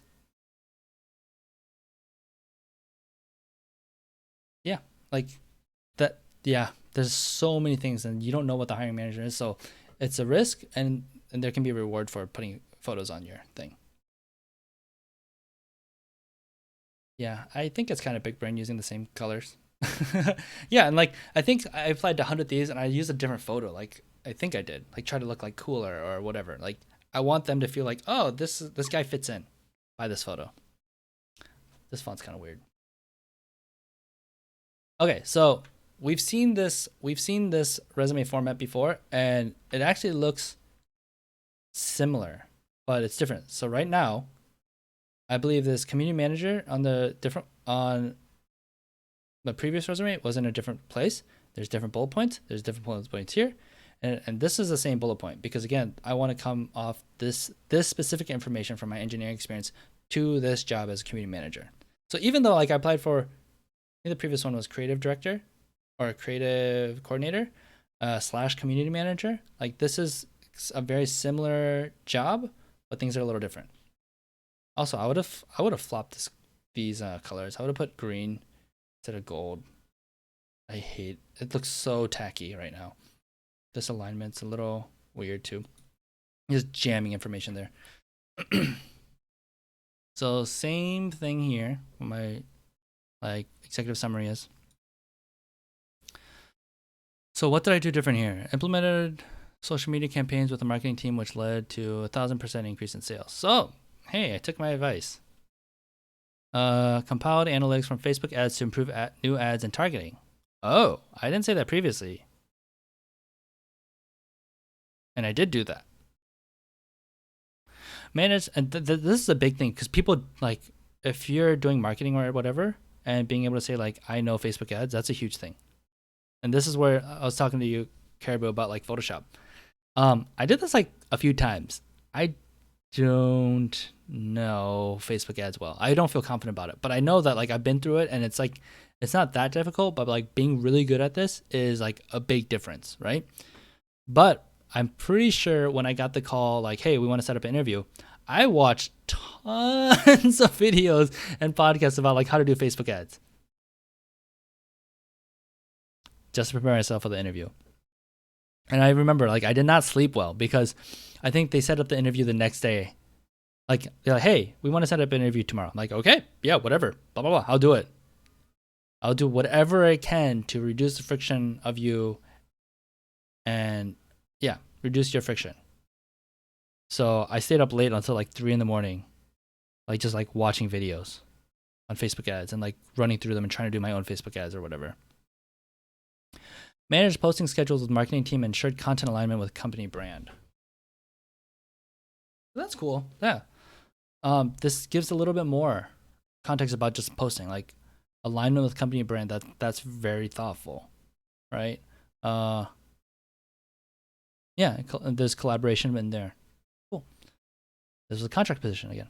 Podcast host and creator, legal legend on podcast. I watch the podcast. I know the formatting is a little different here because it's like job or game at this company, job for these podcasts for this like, but doesn't matter. It hurts me. And if I was doing like whatever MLA format that you learn in college or whatever, but like again, what's the point? What's the point of this resume? Planet hosted produced 180 plus episodes totaling 200K downloads. Interacted daily with community views, social media platforms, created video and image content about it, implemented tags, SEO. Okay, so like right here, I feel like I'm giving context, like what's going on. I think what would be more important and more impressive is talking about these keywords. Implemented tags, SEO, and analytics findings from previous posts and content on YouTube and other. Okay, the wording is a little funny, but I would put that up higher. Like, I've done these analytical marketing stuff. Manage the collaborative templates. Okay. I'll switch around the bullet points.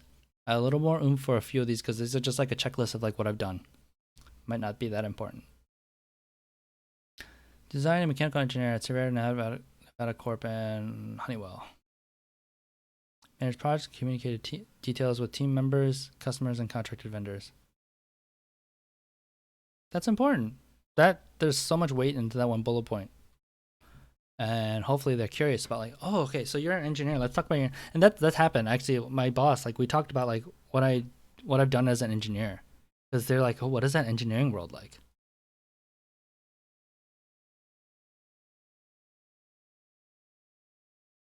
Yeah, I totally feel you, Caribou. Like you gotta just like do what's the best for them without uh without screwing yourself over as best as possible. And I remember like when I was 17 applying for a job at Target, I remember I was at like this church retreat and they're like, hey, we want to set up an interview on Friday. And I was like, oh, I have this church retreat. So I said, hey, can we reschedule? That doesn't work for me. Never got a call back. No, they never got back to me.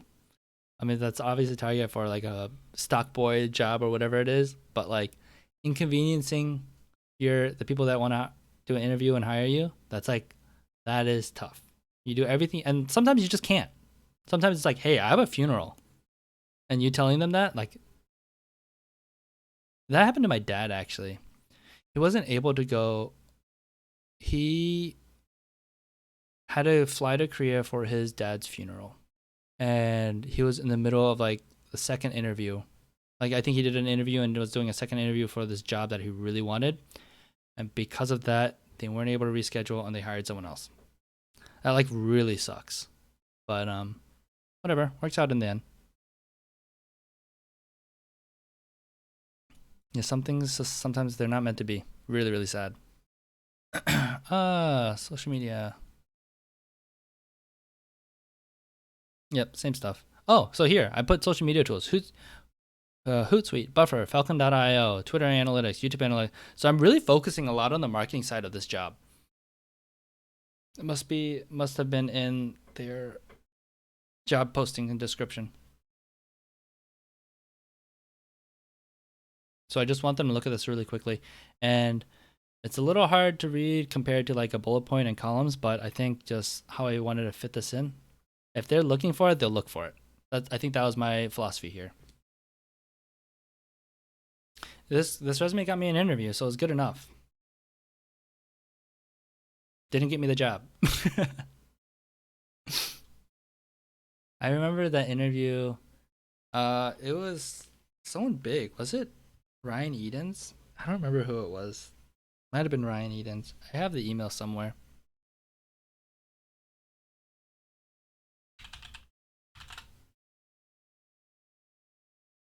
I knew.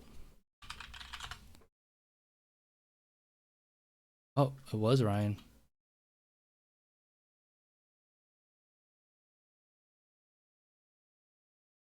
Let's see. This is the oldest one.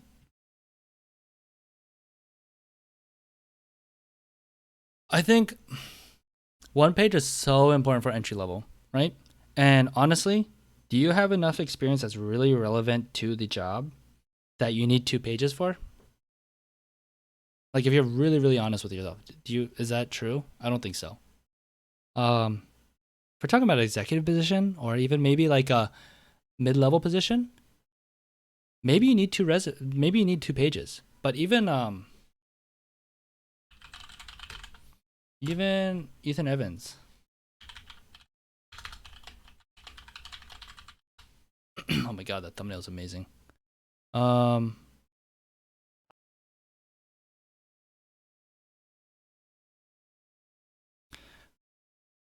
He has a 2-page resume. just 2 pages. And this guy has how old is he? How much experience does he have, right? But like even the front page, like I hate that he did it this way. And this is like he put up this resume like really, really quickly. I wonder if he has a link to it. Dang, he does not.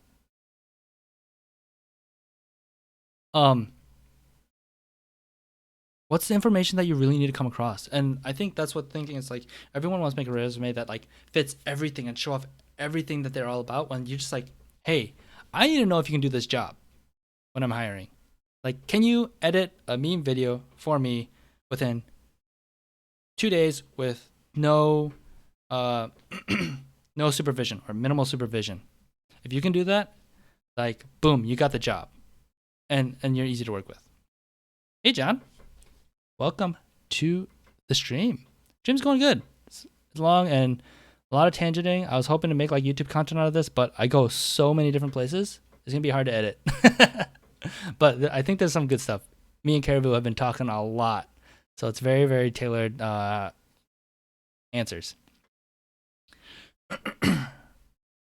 So like, if for me, for specific, like when I look for freelance editors, I don't need a resume. I just need like, show me your portfolio and show me exactly the work that I'm looking for. If you have that in your portfolio, boom, you're done. You got the job. People aren't giving me portfolios like that. They're giving me like, hey, here's a YouTube playlist of the 200 videos I've ever edited. Like, oh, I don't want that. Show me the one video that shows me exactly what you can do and proves to me that like I'm looking for X, Y, and Z. Show me X, Y, and Z. So if you think about a 1-page resume versus 2-page resume, like you can list out all the experiences you have, but I don't want to look at all the experiences you have. I want to know like if you're capable for this job. And that honestly could be like 5 bullet points. If I got a resume that instead of being 1 page, it was 5 bullet points, or the typical 1-page resume. If it was just 5 bullet points, but it convinced me, it showed me you could do the job, I'm like, great. Show me that, right?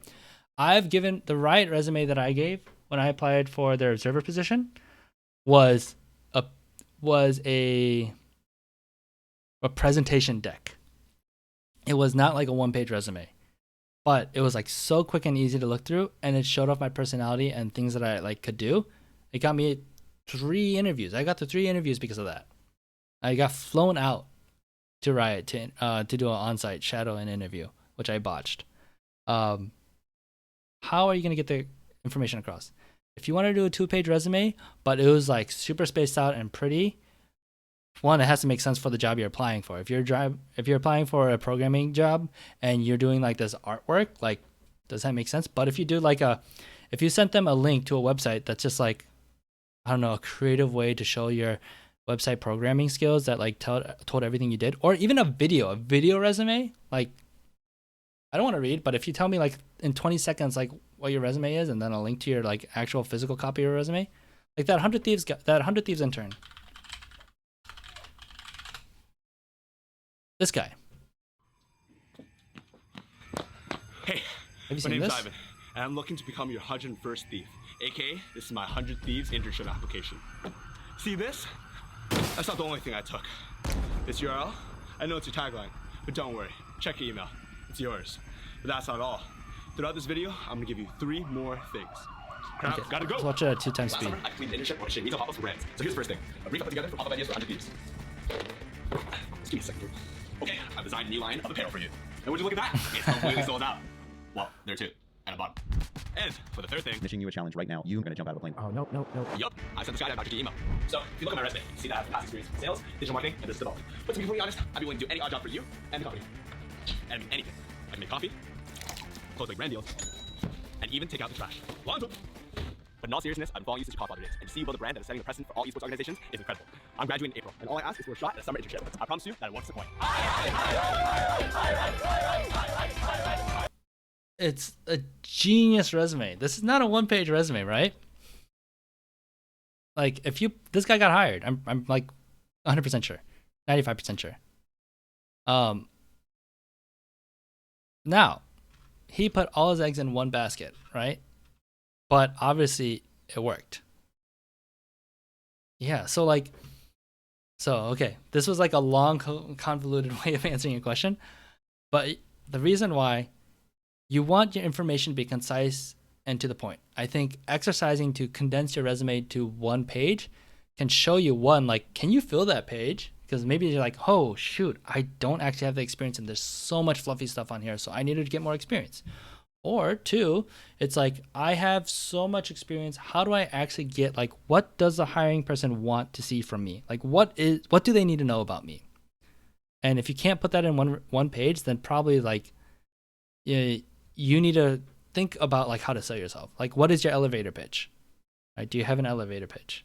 And if you don't know what an elevator pitch is, like, it comes from like, if you have 30 seconds in an elevator with the person that you're trying to get a job from, can you pitch yourself for them to be like, hey, you're hired, or hey, you got an interview? So that's why I think all resumes should be one page, because it's a good exercise. And if you have more than one page, why would I I don't want to read. If you have 100 applications, why do I want to read 200 pages versus 100 pages?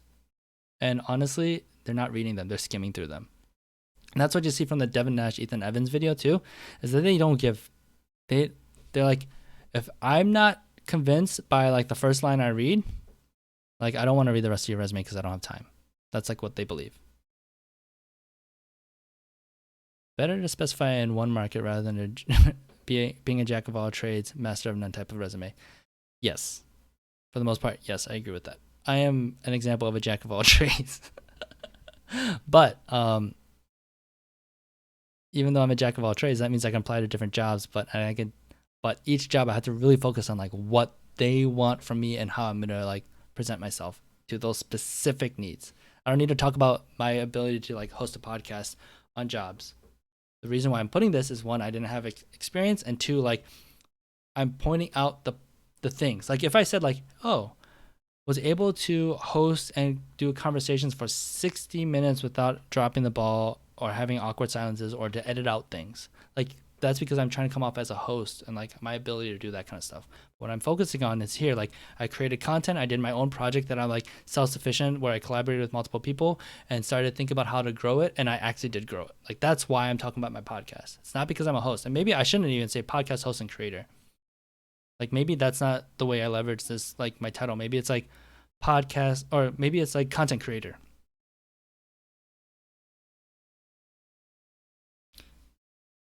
So modern, the big thing here, and here is a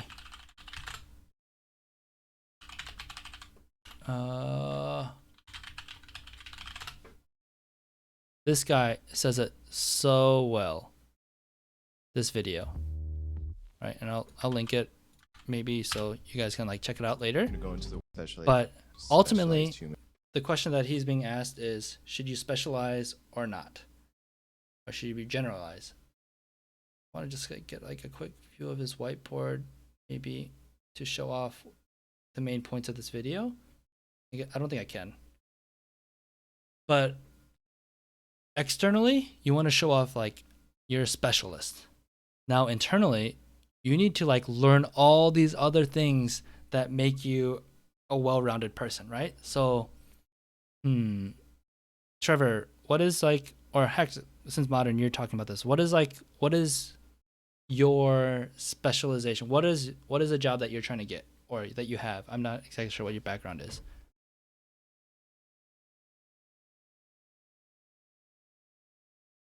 Stream delay. Maybe I shouldn't have asked question chat. Let's put my example, right? Or random example. I'll pick an easy one. I'm an editor. I want to video edit and make content. Okay, so Trevor, let's take yours. You're just an on-screen talent. I'm just an on-screen talent. So your specialty could be like,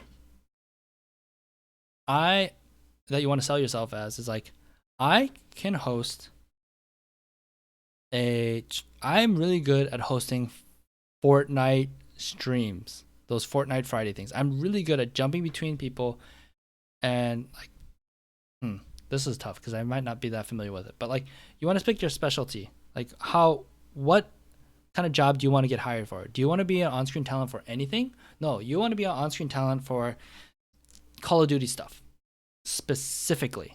Like that's how you're gonna sell yourself. Because when that Call of Duty job comes up, you're like, hey, I know everything about Call of Duty. I know all the people, etc. Like I'm the Call of Duty guy, and you're gonna pay me big bucks because all the other people that are on-screen talent for Call of Duty don't know anything, and I know more, and therefore you're gonna pay me more. You're gonna pay me 3 times more than them because I am the best Call of Duty on-screen talent, right? Now, that's how you like sell yourself on your resume or whatever, assuming that there's enough work for just Call of Duty talent, right? And then what you do internally is like, I'm watching all the League of Legends games, and I'm casting these random League of Legends streams that no one cares about, and I'm making that craft, right?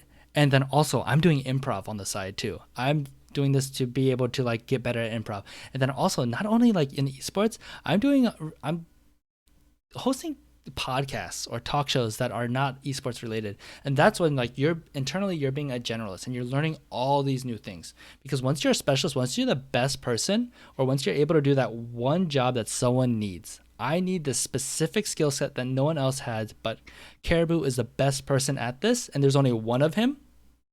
Well, then it's like, hey, we usually pay $1,000 for on-screen. I'm totally throwing a random. I have no idea. We're paying $1,000 for on-screen talent, but because Caribou is like the best at what he does, he's the perfect person.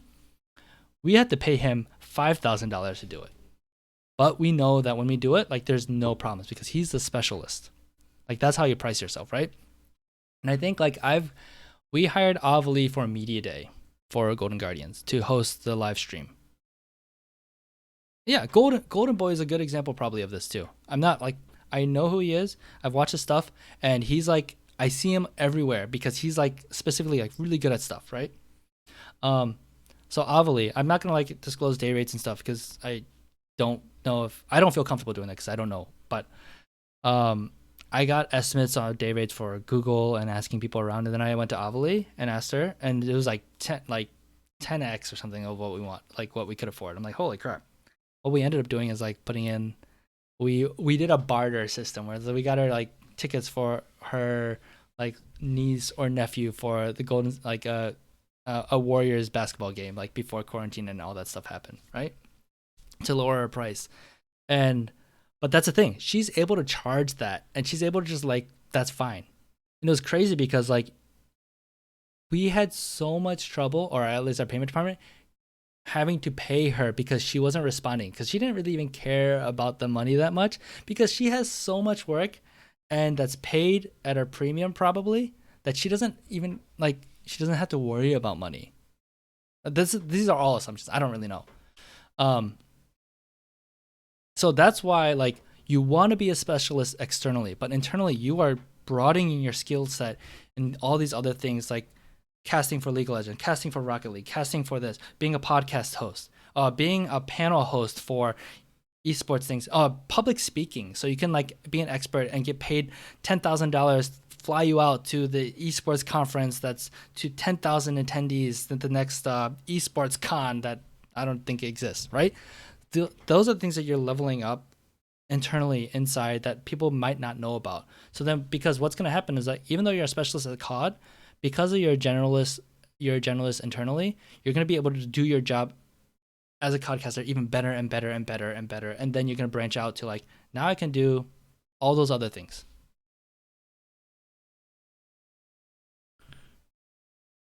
Maybe I should reword. I think you can dabble in everything, but you don't want to list everything on focus on what matters in this field. Yes. It's an HR person. That's cool. We need to talk. Myself, I look for XYZ, and the most, if not everything, is secondary besides personality once you get a call back. After the job is acquired, getting to know more about you is next. Oh shit, I didn't know you volunteered for that, et cetera, et cetera. Like, yeah, so like, you're absolutely right.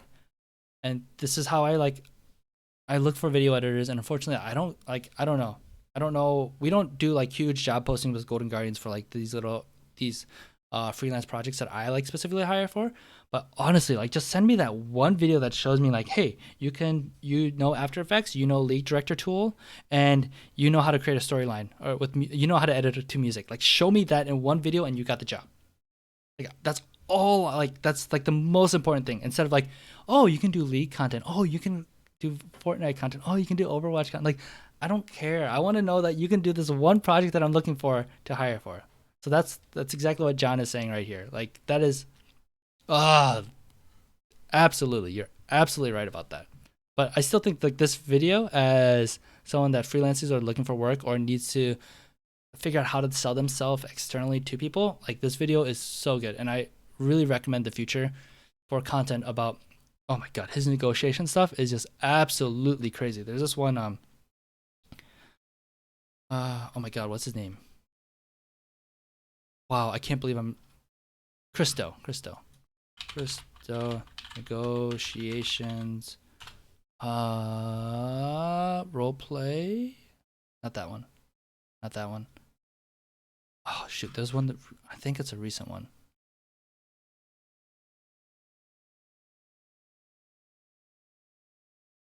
Ah, crap.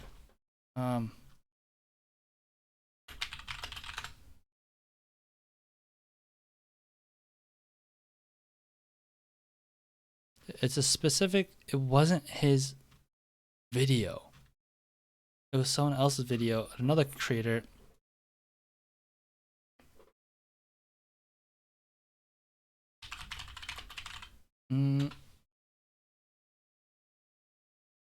Oh my gosh.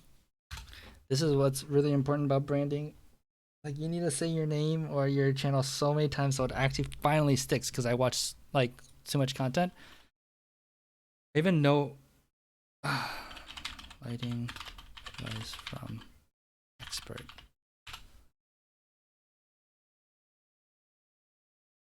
I like, it's an Asian dude too. Like, oh my gosh, he won't show up when I look for.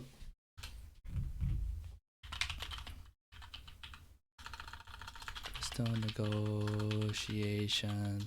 It's like this creator that does. Oh, budget podcast setup. Ah, here we go. Indie Mogul. This video is absolutely absurd. They go through like, this is a fake slimy producer, and they're looking for, and he's pretending he is $500 a day. Welcome to Indie Mogul. Let's see. Project. We're talking all about how to, he's pretending to do this. he We're going to get is started by actually doing mock negotiations to show some of Chris's techniques in practice. And Chris, real quick, let me read you the prompts of what we're doing here today. Number one, we are looking for a cinematographer for a one-day shoot on a music video for $500 a day. This is a very low budget project, passion project for an independent up-and-coming artist named Biggie Exposure. Okay, so they do a mock trial. I'll link it too. And basically, he's able to like. Okay, wait. Why? Totally forgot why I'm talking about this. Why did I bring this up? Wow, I like totally forgot why I'm bringing this video up. Whatever. Going back to what we were talking about, specialize. Yeah, how to produce. God, it's really bothering me. This content's really good though. How to negotiate price, knowing your value, paying hourly. Yeah, I think this was a tangent, and I forgot why I tangented, but it's not a big deal. Yeah, I don't even, John, what you're saying. I cannot remember why it's important. So in content, the numbers are important for bullet points on a resume. How you should narrow it down. How would I narrow down what to put on a written resume for shows or events? Since I freelance, I do a little bit of everything for everyone. It's hard to figure. Yeah, I mean, ultimately, like, because you're freelance, you're just trying to make a living. So you'll take whatever jobs you can take. Sometimes that's the reality of things. And you might have a really general sense of like what kind of freelancing gigs you're trying to do. But at the same time, you have to figure out how to specialize in your experience and what experience do you need. Let's say you want to be an event organizer or coordinator. Like, look up the job description, what event coordinators do. And then just look for freelance gigs for those. If you are able to specialize and like sacrifice the time or sacrifice other gigs, and maybe that actually gets you more money because you're able to suddenly get better and better at this, and maybe you're able to get that full-time job or continue getting better freelance gigs depending on what your goal is to do what you're trying to do. And then the numbers. Yeah, I think again, you really want to show impact. Like, I think I bounced back and forth and just like saying what I'm doing. And maybe I was too harsh on like listing just like bullet points of like, these are the tasks that I had. Maybe I was a little too harsh about those bullet points, because maybe that this bullet point of just saying what I'm doing might be really important for what the hiring manager is looking for, right? I'm looking for Photoshop skill. So show me you have Photoshop skill and boom, good.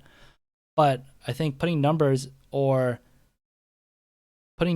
is an easy way to say like, hey, I managed the event that had over 500 people that came in.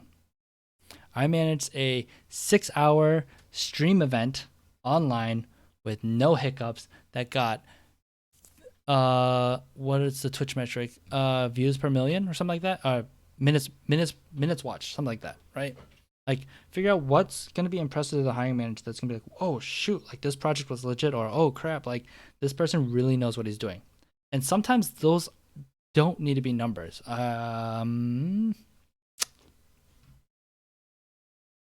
This one. Manage posting schedule with marketing team and ensured content alignment with company brand. Like ensuring content alignment with company brand, how do you quantify that? But that is a huge like checkbox. Is like, oh, this person knows how to do the voice and tone of social media potentially. Like, and I feel like that could be an impact, right? Implemented social media campaigns with marketing team, which led to 1,000% increase in sales. That is something you can quantify with numbers, but yeah, sometimes numbers might not be able to be used, but if you can use numbers because that quantifies something, that's important. The Air Force, at least, our performance reviews were like 12 to 15 bullet points and numerical values to show how important it was and the impact it was, everything. Yeah, that's cool. And that's, I think, with performance reviews, these are like the SMART goals. SMARTs are, not even gonna try to remember what the SMART acronym is. Acronym. And that's like good job when it comes to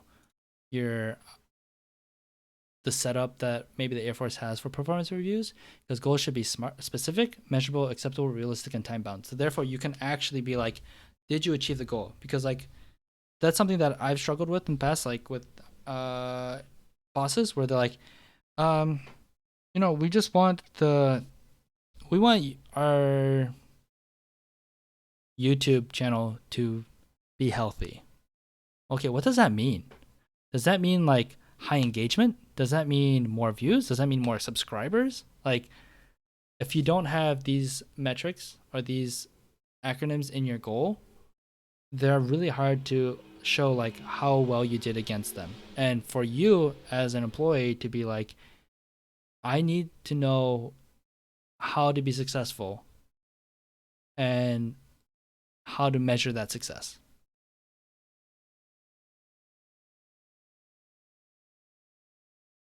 Yeah, so Caribou, we're in thirds. First being the generic phrasing of the skill, second being the numerical value it's worth or number of something produced, and last being the overall impact on future. So if you're able to put all those three feelings or metrics in your resume, be like, this is what I did, this is the impact it had, and this is what it was worth. I think that's like a really, really good way to form your resume. And that might not be in one bullet point. Maybe you have to spread that in multiple bullet points. But I think that's a really good way to frame like how you want to put experience on your resume.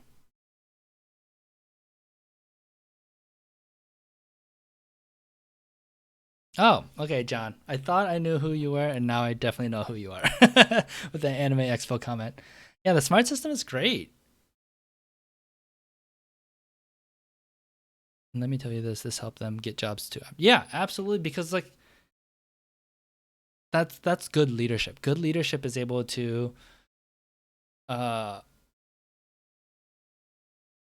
help foster their employees or the people, their subordinates, careers, right? Giving them, because also when you don't know what you're aiming for, like you lose hope. You lose purpose, and people want to know that their actions are purposeful and impactful and important. Right? They want to feel important. Our egos want us to feel important. And for me personally, like I hate doing projects where I don't feel like I'm making an impact. And that completely kills my motivation when I don't see the importance. So if you're able to be like, hey, you doing this menial task, you taking out the trash every 30 minutes in the expo or whatever, really makes an impact because one, there's less cleanup afterwards for the staff or something because the trash cans aren't overflowing. And then people coming in, like they just feel more welcome not seeing trash and seeing clean environment. And like we've seen feedback from previous attendees that like, oh, Anime Expo was really clean and people noticed that. So you keeping Anime Expo clean, like you taking out the trash is important. And suddenly it's like, wow, like this thing that I hate doing suddenly has importance and makes me want to do a good job at it, hopefully. Okay. I think I need to wrap up the show. Wow. So many people came in. This is super cool. Thank you so much for stopping by, guys. I can start playing music again. It's not playing. Give me the music. Get the mood setting for the end of the show. I think Golden Guardians plays soon. And I haven't eaten. And my poor wife did not realize that this would take so long. CBLOL is playing right now. But yeah, we started in 25 minutes. So I gotta get ready for that. And be paying attention to that. I think I actually have to do a little bit of work this weekend where I'm like, our social media person is out of the office for like the next week or so. And we have freelancers that do our live coverage. So I just have to be there to make sure like they have everything and we're all good. I should make sure I have like my Discord chat open to make sure that everyone's all good. But guys, thank you so much for stopping by. I really hope this was helpful. We didn't get through. Oh, I didn't look through this email, but that's fine. That's probably for the best. It was kind of fun ripping through my resumes. It was like a flashback. I think maybe in the future, maybe I'll do like all the resumes and job applications that I applied for in the LCS and flame the teams that didn't hire me or whatever. It's so funny because with Golden Guardians, I didn't apply for my job. I got, maybe the closest thing to explain it is I got recruited or headhunted or something.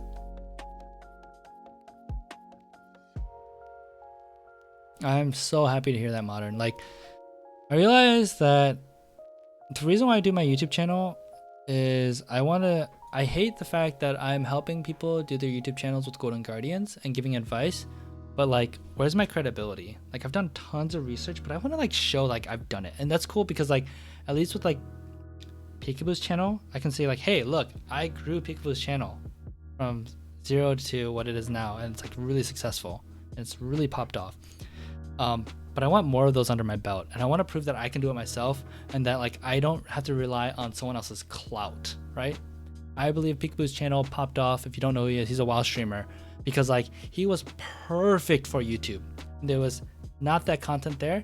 So therefore like I really wanted to get, like the audience was waiting for him to create a podcast and to create a YouTube channel. And that's why it popped off.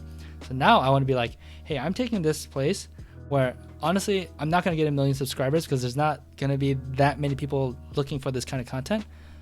But even Devin Nash said this, like, he's like, I never thought my YouTube channel would grow to what it is right now because he didn't think there was an audience for it. Obviously, there's an audience for that. So I believe there's a huge audience for people that want to get into esports or people, and I want to focus a lot of content on like people that are in esports and like having the journey as me. And I think I want to do like a podcast or interview series where I'm like talking to people that are like videographers or social media managers and like talking about like their experiences and like even just talking about how we are trying to impact the esports community, because that's something I've tangented a lot. I'm battling a lot, like trying to grow this channel, but I also like, more importantly, I want to create impact. I'm passionate about this. Like, I am always a person that like, I want to share my experiences so people can learn from them. I don't want my experiences and my failures and my successes and all those stuff go to waste. I want to impact the world. And ultimately, I want esports to have like really good people in it because I want to work with people that are really good, and I want other teams to have really good people that make me look bad, so I can like be motivated to make better stuff and do a better job at things I want to do.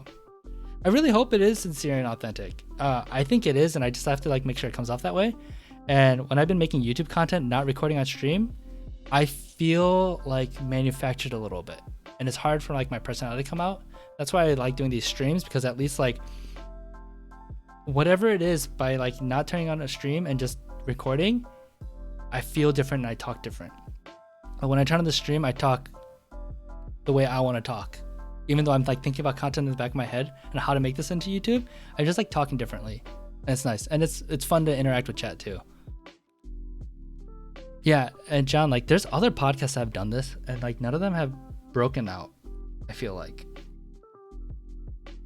Maybe I can do it. Ooh, my stomach's growling.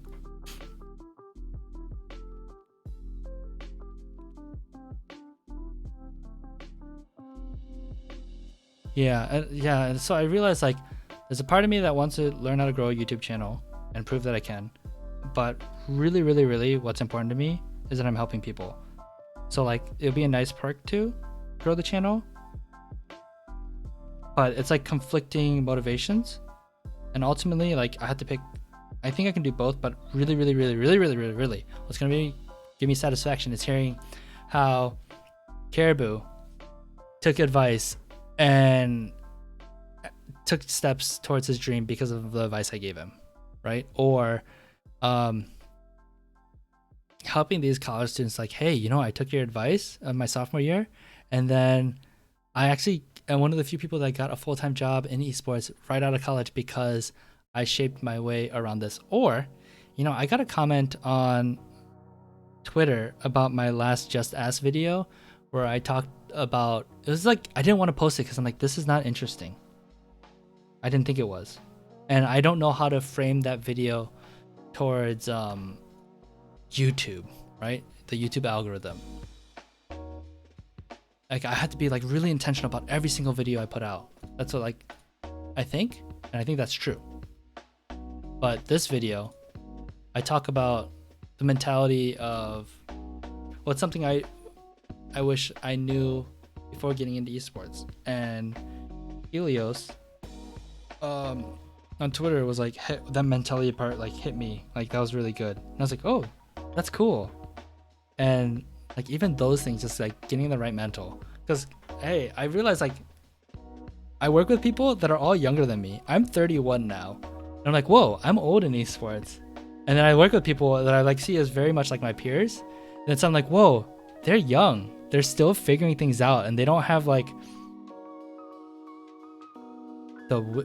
it's weird saying this, but like I have a wisdom to me, and I'm still an idiot, but like I know things that people younger than me just don't, because they've lived less life than me. And I'm like, wait, so the things that I think about is actually valuable to people? I know, 26, you're a boomer, right? And then I realized, whoa, like 18-year-olds don't know this stuff. 25-year-olds don't know this stuff. People older than me that don't know the things that I know. And then there's people that are younger than me that know things that I don't know, right? But I cannot like, I think it is an injustice to the experiences that I've had and the problems that I had to not think those are helpful for other people. So I'm just like, hey, I just need to get like the stuff that's in my head out there because it will help people. And they might not know it, right? Oh my God, Caraboomer rolls off the tongue. That is so good. They used to call me in college, because I went to college for 5.5 years, and I was part of this like Christian organization on campus. So I interacted with like a lot of underclassmen just very regularly, and they called me Old Man Sam. That rolls off the tongue really well too. Like that's a problem with like the insulting nicknames that just like roll off the tongue way too well. They stick. Yeah, that's funny. Cool. Well, I'm so glad this helped. Yeah, I have no idea. I'm gonna edit this down and what I can post on YouTube, because I also don't want to just post 2 hours of this. because people won't watch it. And ultimately, if I want to make impact, I gotta also figure out a way to like get more people to watch it. Dude, Modern, you can DM me anytime. DMs are open. Yeah, I'm happy to answer questions there, offline, online, wherever. And yeah, especially if you don't want it to be like on YouTube content or like on the Twitch stream or whatever. Not that like people are seeing that. There's not many people seeing my content. Yeah, again, I just like really want to help, right? I gotta grab food. Thanks again for hanging out. We got, who do we got in chat right now? We got Modern aside, Fuse Caribou. I think Commander Root is a bot. We got Thicker, Need Him, Modern aside, Lurk XX, John McBonus Anza, Confused Caribou, Commander Root. Thank you so much for being in chat. Don't forget to delete the VOD. Why do I have to delete the VOD? It'll be fine. It's because of my personal information? Whatever. People can call me. It's not gonna happen. I would rather have the VOD live. But and I'm recording this anyway. Whatevs. I could change my phone number. That's not the hardest thing to do. Alright. Thanks guys again. See you guys later. Bye.